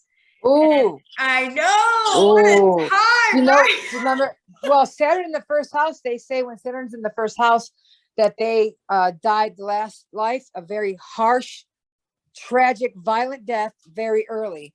And this life, they're here to make up for it. And also, though, there is, I just heard something new about having Saturn in the first, about a certain type of, I can't remember it now, but there's a karma that comes with having that Saturn in the first house that has to deal with your identity and your body, not being able to identify with yourself, or your body not being able to know who you are right away, because Saturn restricts that, right? Saturn later on has you find out who you are later on. So it, and especially when they say that, you know, the life before it was a tragic young death. So it's more like, I need you to mature, and I need you to mature before you go through these life experiences, because last time it was too much for you. So there's, you know, it's a slower pace movement with Saturn in the first house, but these people usually are very mature, very, very mature. And they end up having like connections with older people, or they just come off as an old soul themselves. Right, like Saturn, because Saturn is also sort of like a fatherly kind of energy, or like a it's an authoritative figure. So like when I think of Saturn, I also think of like teachers, or someone who's very Saturn is the harsh teacher, where Jupiter is the happy teacher, the kind teacher, the good, because Jupiter is the guru, technically the teacher, but Saturn is the harsh father. Even though, see, in tropical it has to do with dad, but in Vedic sometimes it's a little different. But it's like that strict parent. Saturn is like the strict, super strict parent that does not let up, like doesn't give you any ounce of leeway, where Jupiter might give you things and hand you things and help you out a little bit. Not Saturn. Yeah, Saturn's gonna let you fall right on your face. Yeah, but the good thing about Saturn is later on, oh man, I can't even tell you, later on, when Saturn sees that you have finally got it, nothing gets you the way Saturn does. Once Saturn sees that you've got it, it almost makes you like tear up, because there you could feel this connection with Saturn. It's so weird, but it's like, especially when you realize what went on in your life and you think about it, and then you see now, once you've gotten things, once you've experienced all the shit you have, and you know the chart the way you do, and now you see Saturn giving you the things that you're getting because you finally have done the right things. It's like, oh shit, that it's all true. It's all true. Even though we might know these things, and it still blows your mind when it happens. It's like, dang, this stuff is real. Yeah. Yeah. Like, I'm so honored that Saturn has such a strong influence on my chart. It's because it's in the fourth house. It has a strong influence on my first. Yes. So like all these things, like my home, my environment, my family history, all of that, all these karmas, like they've been a process of like how I've been able to actually identify myself and relate to the world. So there's like, so I literally shift like timelines pretty, you know, like once I complete a karmic shift with Saturn's influence in there. Literally, you literally do shift timelines. That's literally the truth. Yes. And that's not even a joke. You, especially just like when you switch timelines every time you switch dashas. Yeah. You switch timelines every time. And the cool thing about once you start doing well with Saturn, there's no longer a reason for you to fear a Saturn return or a Saturn square or a Saturn opposition. No longer do you got to fear that, because you are listening to Saturn. You know, and you know, I'm going to tell you what, you always know what you got to fucking do. That is the truth. You might say you don't. What do? You know, Saturn's been telling you, you fucking know it. You hear it, you see it. Just do it. Avoiding it. Yeah, you're avoiding it. You're like, no, that's not real. Once you start doing it, oh my God. And it's like everything gets taken care of and the bullshit stops. It's like, yeah, all right, this is kind of spooky. Yeah, for real. Like one of the biggest influences that Saturn's had on me is that it's made me wait. Yeah. Does it to everybody. It makes you wait. Yeah, like this foreign lands thing, right? I've been trying to move to foreign lands, and the pandemic keeps coming up and all this kind of shit.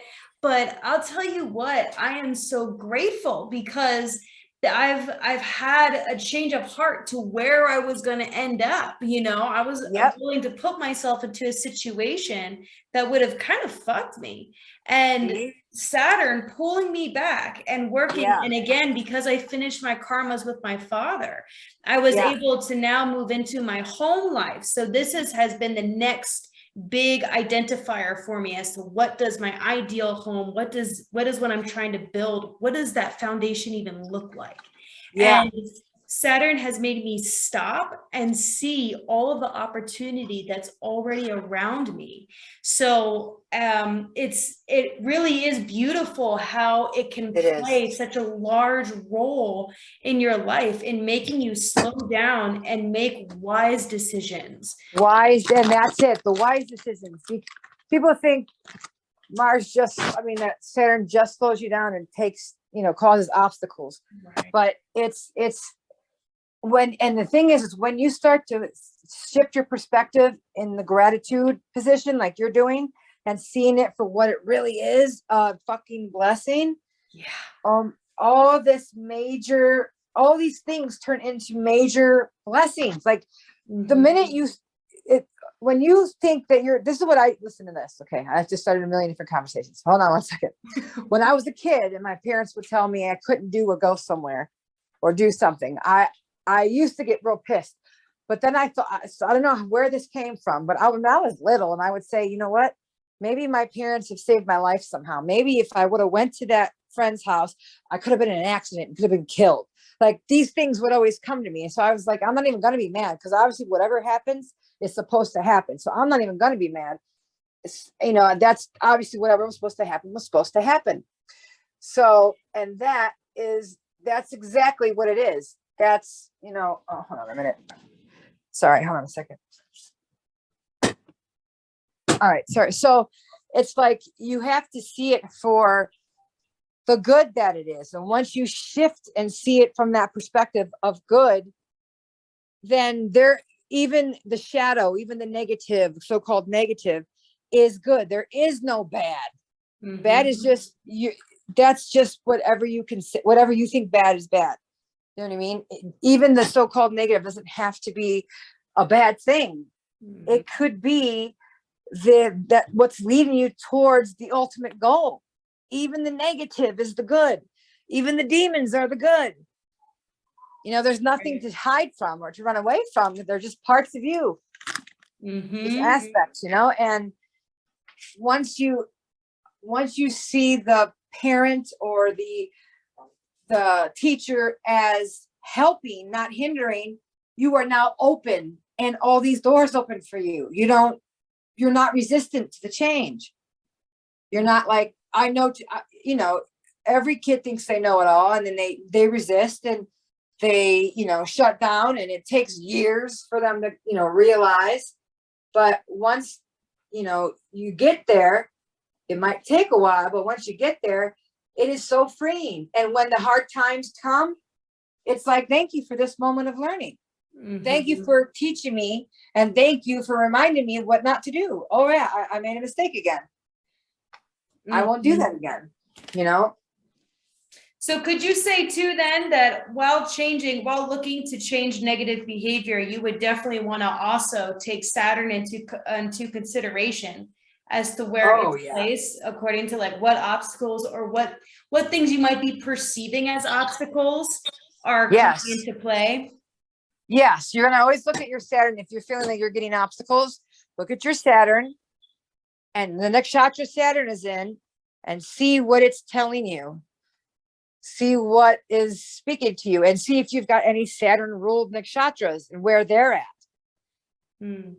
Because that's a whole nother thing that it could be, telling you. So it just, there's the layers just keep going and keep going and keep going. Yeah. It's endless. Really, it is. I know. And in Vedic, they have different charts. So for people who don't know, in Vedic, we're just talking about D1 right now. But yeah, there's the divisional charts. Right, yeah, right. That's a whole other ball game at that, because I was talking to you the other day about the progression charts in tropical, which are kind of similar to some of the dasha charts. And it's basically like you rechart yourself where you're at now. So, because you're no longer your birth stuff, you have that imprint from birth always, but as time moves on, so do you, and so do the planets. And I'm not talking about transits. That's a whole different thing. This is, a progression of where your planets at birth, of who they are now, who they are becoming now, their ultimate potential. For me right now, my moon is Capricorn, but in tropical. So, but my birth moon in tropical is Leo. But right now, its ultimate goal is to be the Capricorn moon. So if I want to really work towards positive change, I'm going to understand what the Capricorn moon is telling me. And the Capricorn moon fits more into the stability, the rising status, the changing of my home, all of the things that I've already been doing, because Saturn's been in my 4th house, changing up my home, my vehicles, and my status. So my tropical is aligning with it. That's what happens. You go in and you start seeing that all the charts in every system start saying the same shit. Start saying the same things, and then your Feng Shui starts saying the same stuff, and your Chinese zodiac starts saying the same stuff. And it's like, okay, when they're all focused in one area, there's something going on here. For me, it's in my 4th house. Right now, I have Saturn and 4th house things happening big time, and change of status and change of home and just things to do with Saturn. I'm not in a Saturn return or no big, Saturn aspects, but Saturn is significant right now for me, energetically. So now if I was in a Saturn dasha or a Saturn return, it could be even stronger, but and God only knows what would happen then, because like I said, I've been having a lot of amazing luck. So, I mean, like, I could imagine if someone had like a Saturn Dasha right now with the way Saturn's been helping me, they might win the lottery or some shit. Wow. Wow. So, and that's the other thing, is when you see people win lotteries and stuff, usually that's Jupiter and Rahu connections.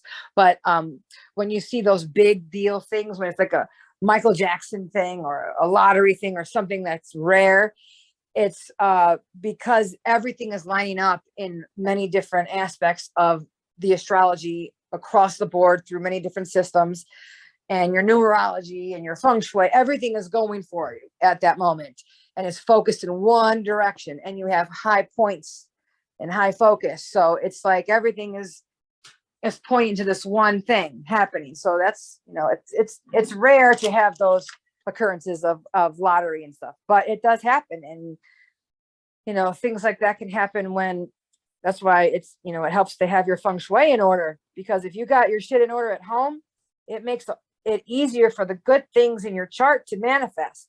It's just like taking control of the chart, like we were talking about before. When you're taking control of the negative things by saying what negative thing happens, by you saying, okay, I'm going to go to the hospital. You ain't going for any old reason, but I'm going to go. So that takes care of that. I'm going to put my car into the shop. Just take care of that. That takes care of that. Well, same thing. I'm going to keep my house clean. I'm going to set up my Feng Shui. You know, all this good juju is supposed to come this year. I'm going to take advantage of it and get the most out of it. For me, it said in my chart that when I turned 40, I was going to come into money. I turned 40 this year. Hey. So, yeah, and that's what's been happening. Things have been coming, changes, a raise in status. So I'm going to make sure to take advantage of it, because I could do two things. I could take advantage of it and make the most of it and rise, or I could say, oh, okay, cool, and just sit on my ass and expect it to just happen and get maybe $5,000. Yeah, get like some broke ass check instead of like, yeah, yeah, because depending on your, you know, your effort in this, you know, what you want to attract, what you want to manifest, you know, what are you willing to put into it? Because you can make it more than what it is, or you can make it less than what it is. That's all on you. You know, and here's I think Mars and Venus thing with Saturn that's happening right now that I'm noticing too. So I watch a lot of lectures and podcasts and all that kind of stuff. And it seems like recently, most people are talking about the action you have to take in order for a manifestation to happen. Like that seems to be a theme, which is very Martian and Venusian, because it's talking about manifestation, but at the same time, they're like, you need to take action. Take action. Yes. And that's like a very big theme, but yeah, it's something to definitely, like, you know, when these transits happen, I know for myself, I've done it a lot too, where I'll be like, oh yay, I'm going to get money this month. And then I don't do any action. And then I get like, you know, some random mail that has $1 in it, which is awesome, but it's just $1. It's just $1. Yep. Yeah. Exactly. Like I could have done more. So it's definitely important to connect into what's happening right now. And then also those aspects of your chart that you can directly channel. What dosha are you in? What part of your chart is that influencing? Where is your Saturn? What's all of that kind of stuff. Dasha, not dosha, hon. Dosha is Dasha. Sorry, Dasha. I just didn't want to confuse anybody. No, thank you. So that's a very so like all of that just plays a really large role in you being able to get gains. I think a lot of people do think that they can just sit on their ass and do anything, and it's like no. The thing is, okay, baby. The thing is that action is even secondary to thought. You're thinking, but once your thinking is correct, you can't help but make movement and action. So the action comes after the correct thought. It's your thinking and your emotions that actually manifest the reality. But emotions are powered by the things we experience. And if you're sitting on your ass, you can experience too much. So getting up and doing things helps to experience that emotion that manifests stuff. Getting up and using tools that we know those tools don't mean shit. Only to you they mean shit. It's through you that those mean something. But it's because you're making this action that you're manifesting these things. The tools aren't really the one that's in power. You are the one in power. But these tools help to focus the energy to manifest. If you're just sitting around expecting shit to fall in your lap, well, you're obviously sitting around because, has that worked for you yet? Maybe if it's worked for you before, that would make sense. But if it hasn't worked for you yet and you think it will now, I don't understand. I don't get that. You know what I'm saying? It's like, if you haven't been able to manifest shit just sitting on your ass doing nothing, manifested your dreams, then why would you think you can now? You haven't done it yet. You gotta figure that out. So right. There's it's about shifting the emotion, energy and motion. Once you do that, things move for you. Things start to act. And you can't expect to just, I don't know, the movement and the action and things, what's her name? Abraham Hicks talks about, it's not about the action. It's about the thought and the emotion behind the action. Because you can go through the moves and nothing matters and nothing even, gets across. You gotta bring something up inside of you that is, energetic. Right. That's where you implement your visualization. Like in training, they'll always, they'll say you can practice a punch a bunch of times, but if you don't have a context for it, if you don't set that context for it, if you don't visualize yourself utilizing it, your body is not really going to remember as to why it's doing it. There's no value that's placed on it, and then it becomes ineffective. Yep. So it's like, it has to be, that's why they say inspired action. I really like inspired action. That's it. Yeah. And I really like your point before when you were bringing up the aspects of the moon. Check out where your moon is, because when you channel the moon, you're able to channel your emotional body, which then gets you ready for a transition. Absolutely. Yes. They say, if you're not inspired, don't you ever dare act. Don't just go through the motions, because what you're doing is saying, I fucking hate this. Oh God, I just want this to be over with. I'm just doing it because I have to. And the universe knows what you're saying. And so it says, oh, we're going to give her more of the same shit. We're going to make her hate it even more. We're going to give her more reasons to hate shit. And we're going to match that energy. If you're not inspired, don't create a damn thing. Don't. That's why when I am not inspired, I don't do it. I don't do work if I'm not inspired to do it, because it'll be garbage. If I'm not feeling a chart reading, I can't right now. I'm not in the mood. I cannot. It'll be bad. So just like with creating art, if you're not inspired, if you're not in the zone, it's not even going to reach people. That's something we've talked about before. Being in the K2, the diamond zone, the daemon zone, where you're channeling the creative energy from the zone of the pool of consciousness. So it's truth to everybody. So everybody loves it, as opposed to it came from your ascendant or your ego and only you and a few people like it. So it's like the cult favorites and stuff, certain movies that everyone ends up loving. It's because it came from the pool of truth that was channeled, whether people realize it or not. When they're in the zone, they're channeling. When they call it the daimon, when you're channeling that K2. But when you are just creating from ego, it might be fun. You might like it, but only certain people are going to like that. It's not going to be truth to everybody. It's the same thing. It's with the inspired action. If you're not inspired, it's not going to reach. You know what I mean? It's not going to reach what you're trying to reach. So they're going to go so far.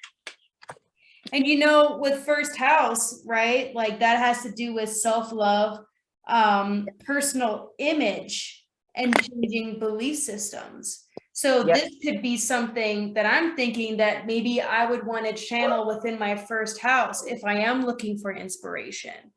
because Yeah. I'm looking to shift my image of myself, right? Like I want to play myself as if I'm living this way according to this manifestation or whatever, which is a change in self-image, a change in the belief system. So this is one of those things that I'm thinking I would definitely channel my first house for. Absolutely. Yeah. Especially if that's what you feel. If you feel that's going to connect you to that change, absolutely do it. Don't even if I say yes or no, do it because you feel that's what you should do. So then that's what you should do. Yeah. Yeah. You know? Like, and I'll even share just on that. Like, so what I've been doing recently. So as you know, Chris and I have been talking about, like, we both have Swati as ascendant. And for mine, it's in, my 12th house is ruled by Virgo. Venus is in my 11th. And the biggest self-image change that I have had and my biggest manifestation has been starting my business. And that has only happened when I have cooperated with others. And like I'm opening myself up as a student, as a practitioner of occult studies, as a practitioner of Vedic studies, of all this weird shit, and just opening myself up to groups of people. And that includes like making martial arts and healing, which are both Swati things, like very, very dominant in my life. That is how my business is really starting to take off, because these are the groups that I'm associating with. So not only am I channeling my Venus, which is in the 11th house, but I'm also channeling the Swati nakshatra there. I'm going into martial arts. I'm into healing, I'm into occult studies, I'm into out of world stuff, foreign stuff. And that also pairs with my Mars and Sun. So like there's success there, and it feels natural. It feels natural. If you feel like you have to force something, you're probably not looking at it from the perspective that is most beneficial. Absolutely. 100% true. And if you feel some kind of offness about something, there's a reason. If it's meant to be, it will happen, and it will be easy. It will be not necessarily easy, like, oh, it'll be simple. It will happen with ease. It won't be so much of a fucking stress. Like for example, my new car. I woke up that day and did my chart, and it said for Scorpio Ascendant, because my tropical chart, that today I should take advantage of an opportunity, and that I would never forget today, and some opportunity to make money and pull in a large gift or something, right? I was like, oh, okay. I'm like, I'm not doing nothing today. I wonder where this is going to come from. My husband gets home from work, and he has this scratch off in the mail. You know, I told you the story. Anyways, story later by the end of the day is I got a brand new fucking car, and our credit scores were way higher than I thought. Oh my God. So literally they were throwing the cars at me. I kept saying, nah. They were trying to get my Jeep too. They wanted me to give them my Jeep. I'm like, I'm not giving you my Jeep. I walked out of there paying no money down, giving no trade in, and I don't have to pay for over 45 days, and a new fucking car. Yeah. And I kept my Jeep. I'm like, okay, so this was supposed to happen. Thank you, Saturn. Wow. Yeah. But you know what's crazy? This is how Saturn, this is what Saturn does. For like 6 years, I didn't fucking drive because I drove on expired tags, right? And then I got pulled over. So then my license got suspended, and I drove while I was under suspension. And then they like suspended my license and gave me a massive amount of fees and fines that I didn't pay off for years. So I didn't fucking drive for way too long, and it drove me nuts. That's Saturn, right? And Saturn was like, pay off your tickets. I'm like, fuck, I ain't paying them tickets. No way, right? But then when we got the stimulus money, what did I do?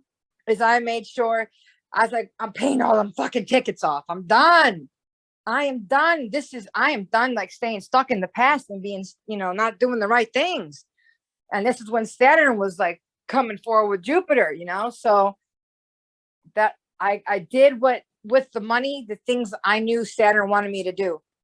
And what happens? New car. I got the Jeep, which was cool. I got that 3 years ago. And I was like, slick.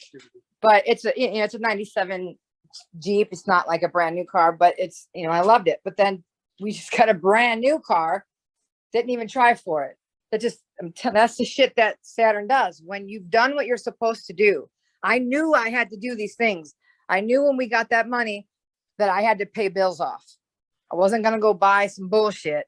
Had to pay bills off and do the right things. And that's what I did. And things just started falling in place for us. Mm-hmm. That's what Saturn does, man.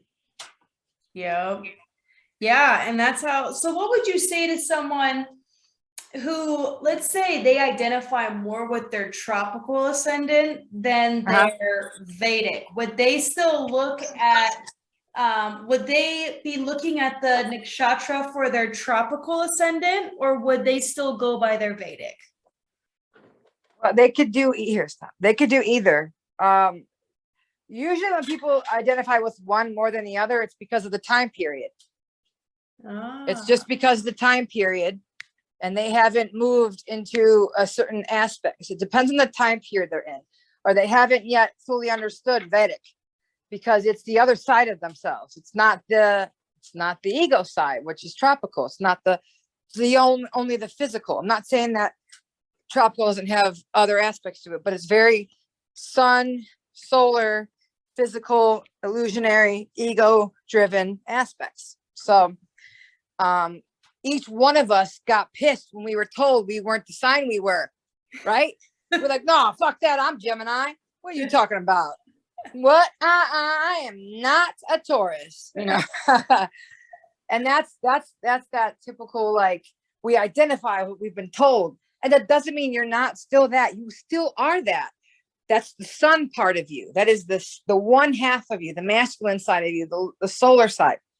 So if they haven't identified yet with the Vedic, or because they haven't fully understood it yet, and that's usually what it is. They have yet to fully understand it or to dive into it.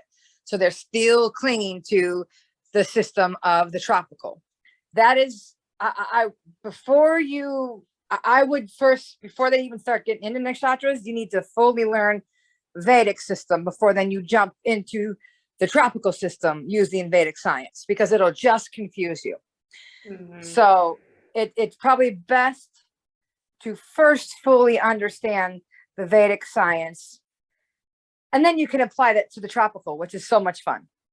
But I would at least, try to understand your Vedic. All they do, the thing is the moment they open up that nakshatra and they read that, they're gonna go, holy shit, that is me. Holy crap. Yeah. I had like a total identification. I mean, I was never like so bummed because my signs didn't change that much for me, Yeah. And to be frank, I was kind of relieved that like I was Libra ascendant instead of Scorpio. I know that's right, honey. Oh my God. I always got the looks. They were like, always. So like, I was a little relieved about that, but that nakshatra, man, yeah, the Ashlesha, and even the Swati, like there was just so much there that explained so many of just even like my actions, like down to the so many, like down to the specifics of it that I was the mythology of it all. What's really crazy about Ashlesha?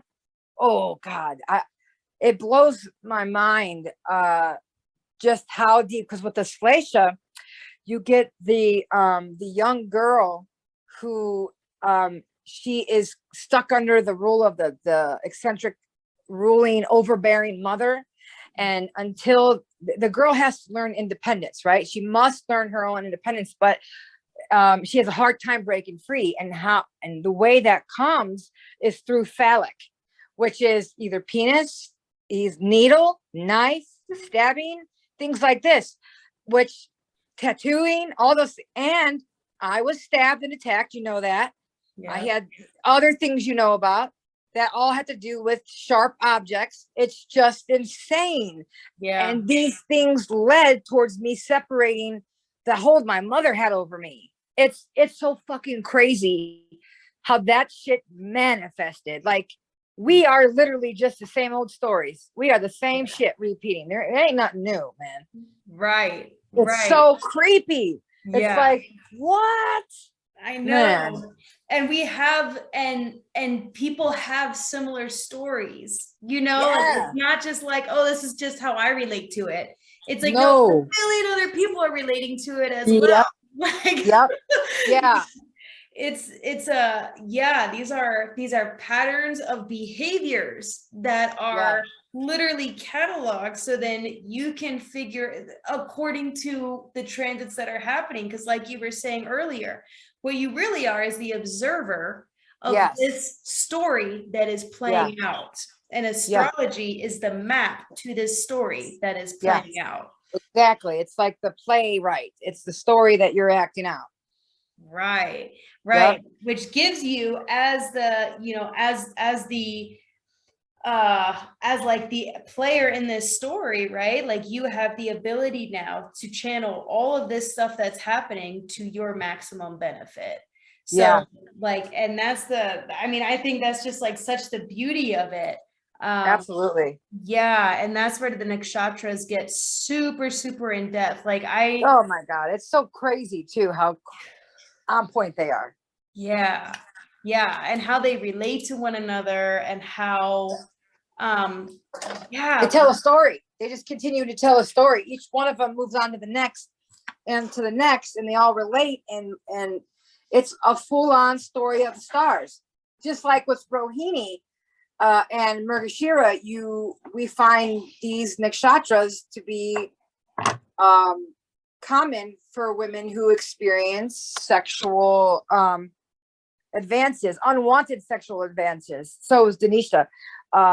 But specifically Rohini and Mrgashira from their father figures or their teachers, because of the story that goes along with that, where Brahma fell in love with his own creation and chased after her when she ran away and changed into the deer. And before he could commit cosmic incest, he was beheaded by Vishnu. And so that's where we get Mrgashira in the star. So Rohini was the most beautiful one, the one that stayed, the moon stayed in there longer because it was the most beautiful, and they say the most beautiful in the reddish one because the moon would stay in that nakshatra longer. But it's just about the alignment. So it's funny how the stories come about. It's all about the movements. It's just, it's crazy. As above, so below. It's just, it's insane. Yeah, absolutely. So basically, really, you know, and to add on to channeling for the first house, you really want to look at the nakshatra in order to get a better view of what story is playing out, what you're playing out.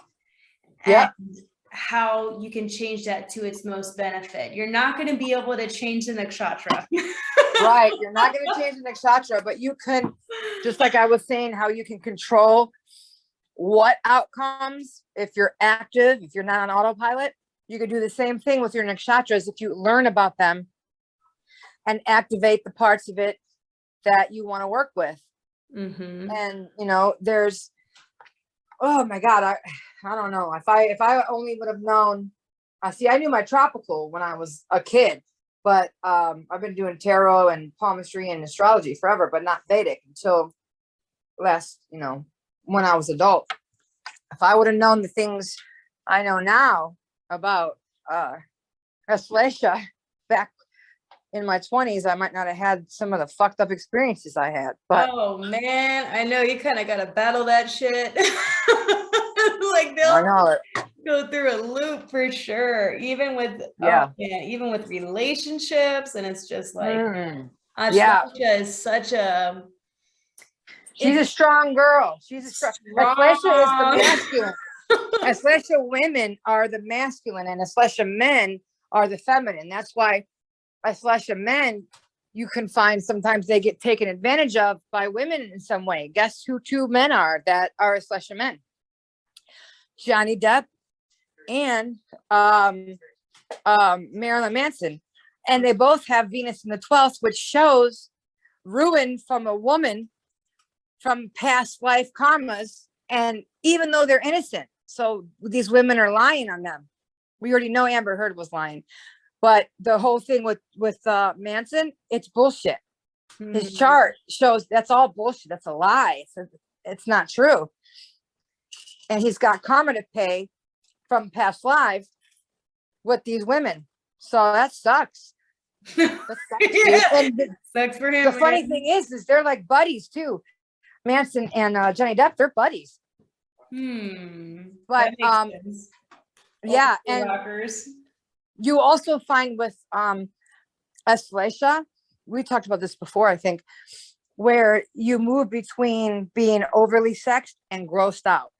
Where I know I do that all the time, where it's like you can be extremely sexed and sexy and extremely like, because you're a cat, right? So it's like you want to be finicky, but then it's like, don't fucking touch me, you sicko. You know, right? Like those, you know, like those cats that kind of go crazy, like out of nowhere. Like that's my cat. That's actually that's like Aslesha women a little bit. It is like and Aslesha is the male cat, so it's like rah, you know, hop, hop, hop, jump, jump, jump. All right, don't touch me. Only touch me when I say. And then, like, if you watch a lot of Johnny Depp's movies, he's like, oh my God, he'll make these faces like he's horrified or he's grossed out or, oh my God, you, how dare you come into my space? Especially in like, what is that movie? Edward Scissorhands. He's very innocent, right? Very like, oh, you know, I'm being taken advantage of. That woman that tried to rape him in that chair. Yeah, that's very, and he had scissor hands, Aslesha, right? The piercing. That is so, it just keeps going. He always played the role as well, though, where he was an outsider coming in. Yes. Yep. Like always. And usually, and Aslesha is also very witchy, very. Mula is gothy, but Aslesha is witchy. Like, I don't know if you know the show Sabrina. You watch that show? All right, Lilith and Sabrina. That is full on Aslesha energy. Yeah, she is so, and I think she might have Swati, because her face definitely is strong in Rahu, but she definitely has Aslesha. That's like an Aslesha vibe going on right there. Fully witchy, seductive, changes identity on you. Changes the identity, and shape-shifting, snake-like, but also like serpent wise. It's also she's also the mother, right? Which is Cancer, Aslesha. So she's like mothering kind of. It's like a mixture, because they say Aslesha is an unkind woman, which I can't believe they say that, because that's not true. She can be, I mean, but she's not a cruel, unkind woman. And typically, I feel like those are like scarred men that are saying that, because like Aslesha, we need a very dominant male, strong man. Yep. Yeah. Otherwise, and if you're not up to par, like a cat, we kind of play with you, like pat you around and set you free. But there's a strong man, like if you notice in that show Sabrina, right? This also adds to that Aslesha character. She's very loyal to the Dark Lord, right? Yeah. But he controls her. Like he is the dominant one in that relationship. And so she honors him to the ultimate, to the max. Yep. And that's very Aslesha. Yep, very, because she loves to be, a Aslesha woman needs to be dominated by a strong man. And the minute he shows weakness, she eats him. Literally. She's like, no, bitch. Yeah. Either you tame me or I'm gonna eat the fuck out of you. So, Yeah. and the funny thing is what happens is when the Dark Lord starts to show weakness, she overtakes hell. Mm-hmm. So it's just very much, and there's the other thing with this, Laisha, where there's like this it's the it's the not before they get. Oop, I think you're cutting out.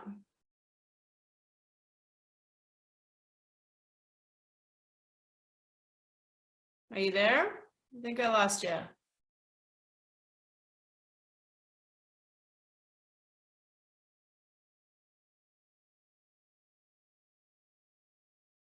Krysten, I think I lost you.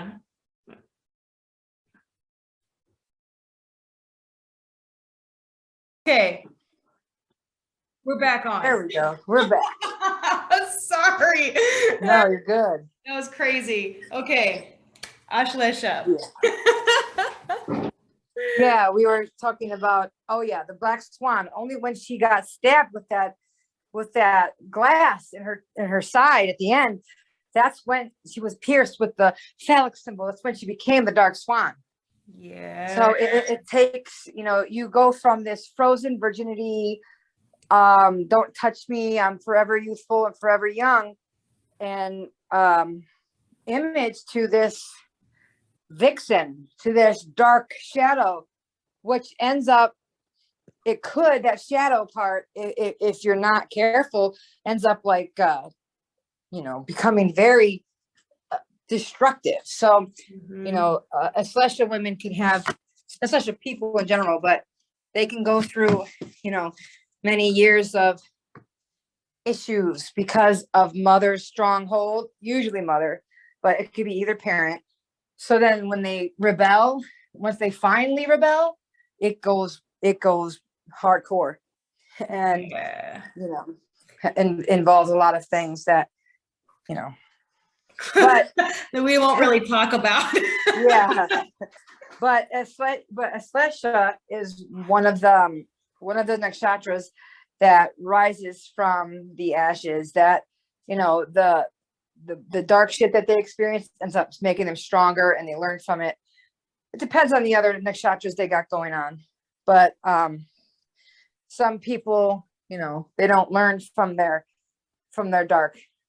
shadow, and it takes them down. But typically, Aslesha is also called to the dark most of their life. There's some kind of mysticism or spookiness or ghosts, paranormal things like that. They're always drawn to it because they like control it very well. It's they're the nagas, so they're the serpent. They're wise. They're able to control those things. I used to have dreams about talking in snake talk. So this is before I even knew. I don't know what snake talk means, but I would speak and it would sound like a snake was talking. And I used to have these nightmares about these demons all the time. And they would always talk to me like that. And I would understand what they were saying. And they would like freeze me in place where I couldn't move. And apparently that's a part of Aslesha too, where you're frozen in space, where you're frozen in time, where you're frozen in your youth, unable to move forward. So it's another aspect of that. So it's just crazy. Yeah, that's really interesting. I do know snake talk is like parcel tongue in Harry Potter language. Parcel tongue. Yeah, I like Harry Potter. Yeah, man, and I so jammed with that when I was a kid. I loved that idea. I never had any dreams or anything like that, but there was an attraction there. And yeah, later, finding out about Ashlesh's connection to Naga, it's like, oh, okay. Yeah, that makes sense. Yeah. What would you say in contrast to someone who has an ascendant, say like in Mula? Because Mula is also considered very dark, but it's like the seed. Yeah. Right? So yeah, the seed. Whereas Rohini is the root, Mula is the seed. My phone's about to die. Yeah. So Mula is more gothic. Like Mula is also like, remember I told you a lot of the wrestlers where they're like body shifting, shape shifting, changing the body. Identity with not necessarily there's like androgyny, a lot of androgyny within Mula. So there's a lot of experiencing the shadow and testing the shadow. What does it mean? And the Undertaker's Mula, right? Perfect, isn't he? The Undertaker, Yeah. right? So it's the Rock. The Rock's also Mula, and so is Marky Mark. They're all big muscle guys, right? Yeah. But they've also had like some kind of experience with wearing tights or underwear. Marky Mark was an underwear model. Things like that are they're teased for in some kind of way because it was too tight or something on their muscular bodies, and you know they're too masculine, so they can't do these things. You know, there's a lot of that within them. Mula is also very mystical, and you find a lot of storms that come up during like Mula Nakshatra during the day. There was a huge storm here. Ardra is another one because we know that's the storm bringer. But there was a huge tornado that killed a bunch of people here in the 70s. And I looked up the nakshatras for the time of day when it hit. And I have, it was Ardra, Mula, Uttara, Bhadrapada. And all the things that it should have been, everything that should have been, that makes sense for like upheaval of roots, pulling up the roots and storms and, just darkness. So that just tripped me out when I saw that. But yeah,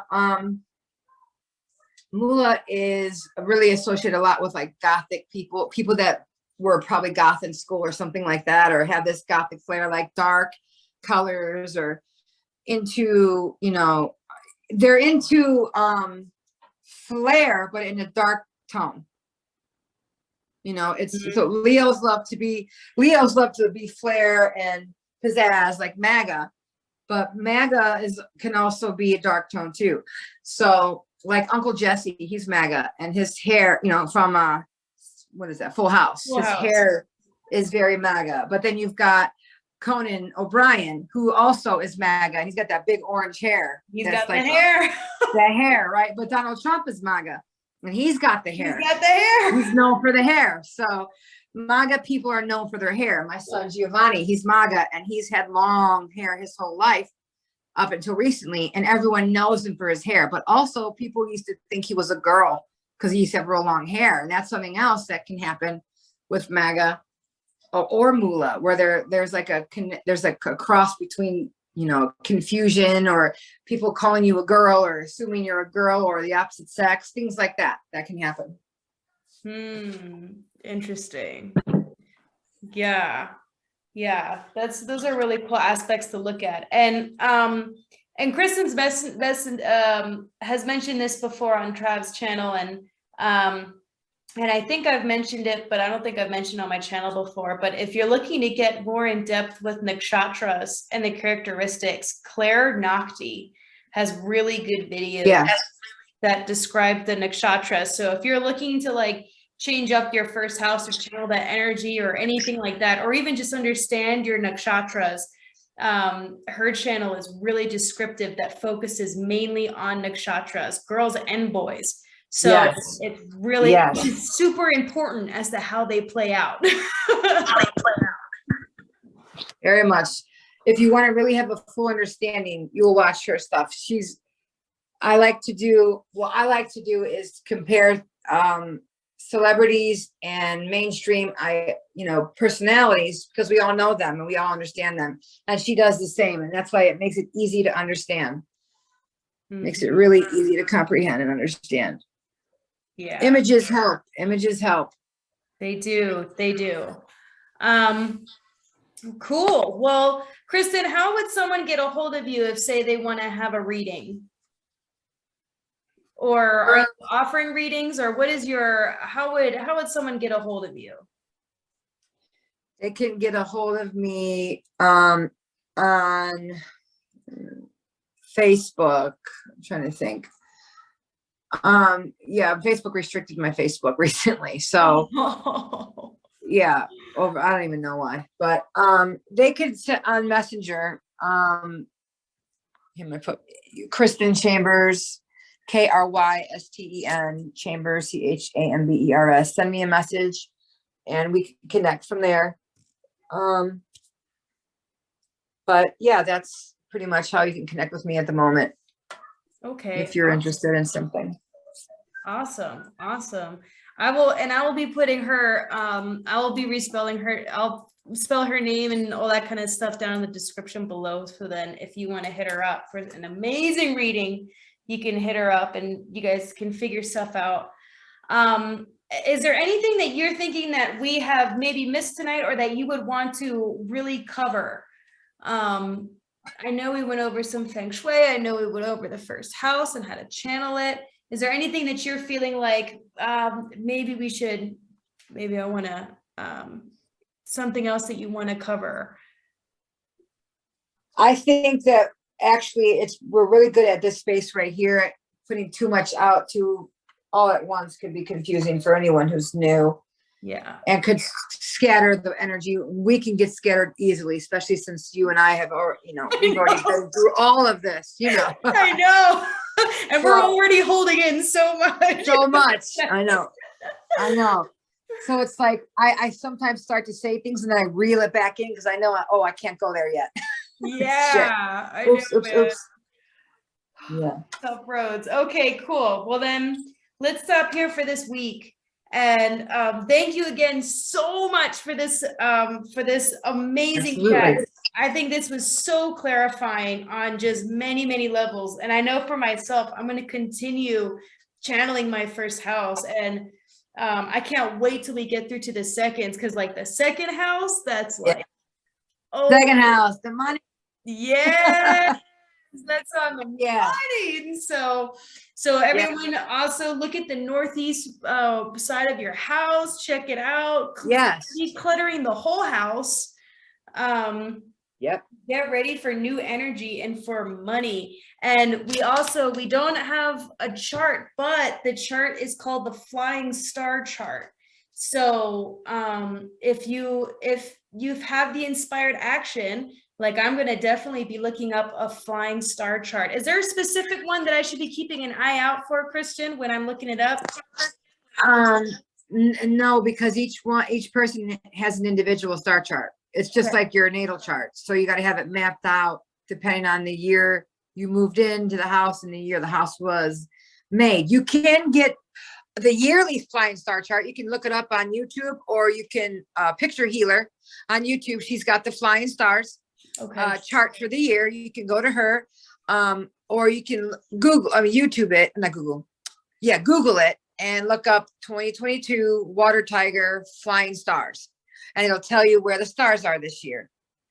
So, but you still need to, that'll help, but you still want to know what your own personal Bagua is. Well, that would be another thing. But at least get your star chart, just look it up, and then you'll know where the stars are, and then you can start there. But the northeast corner of your home this year is where the number 8 star, which is the money star, is located. So you want to declutter it, keep it nice, update it, make it look good, make yourself feel good when you're in there. And I want to add to that too, real fast, just before we close out, because it's true when you said, make it look good. I got into a conversation with some friends recently about prosperity, like the gods of prosperity and gods of money are always joyful.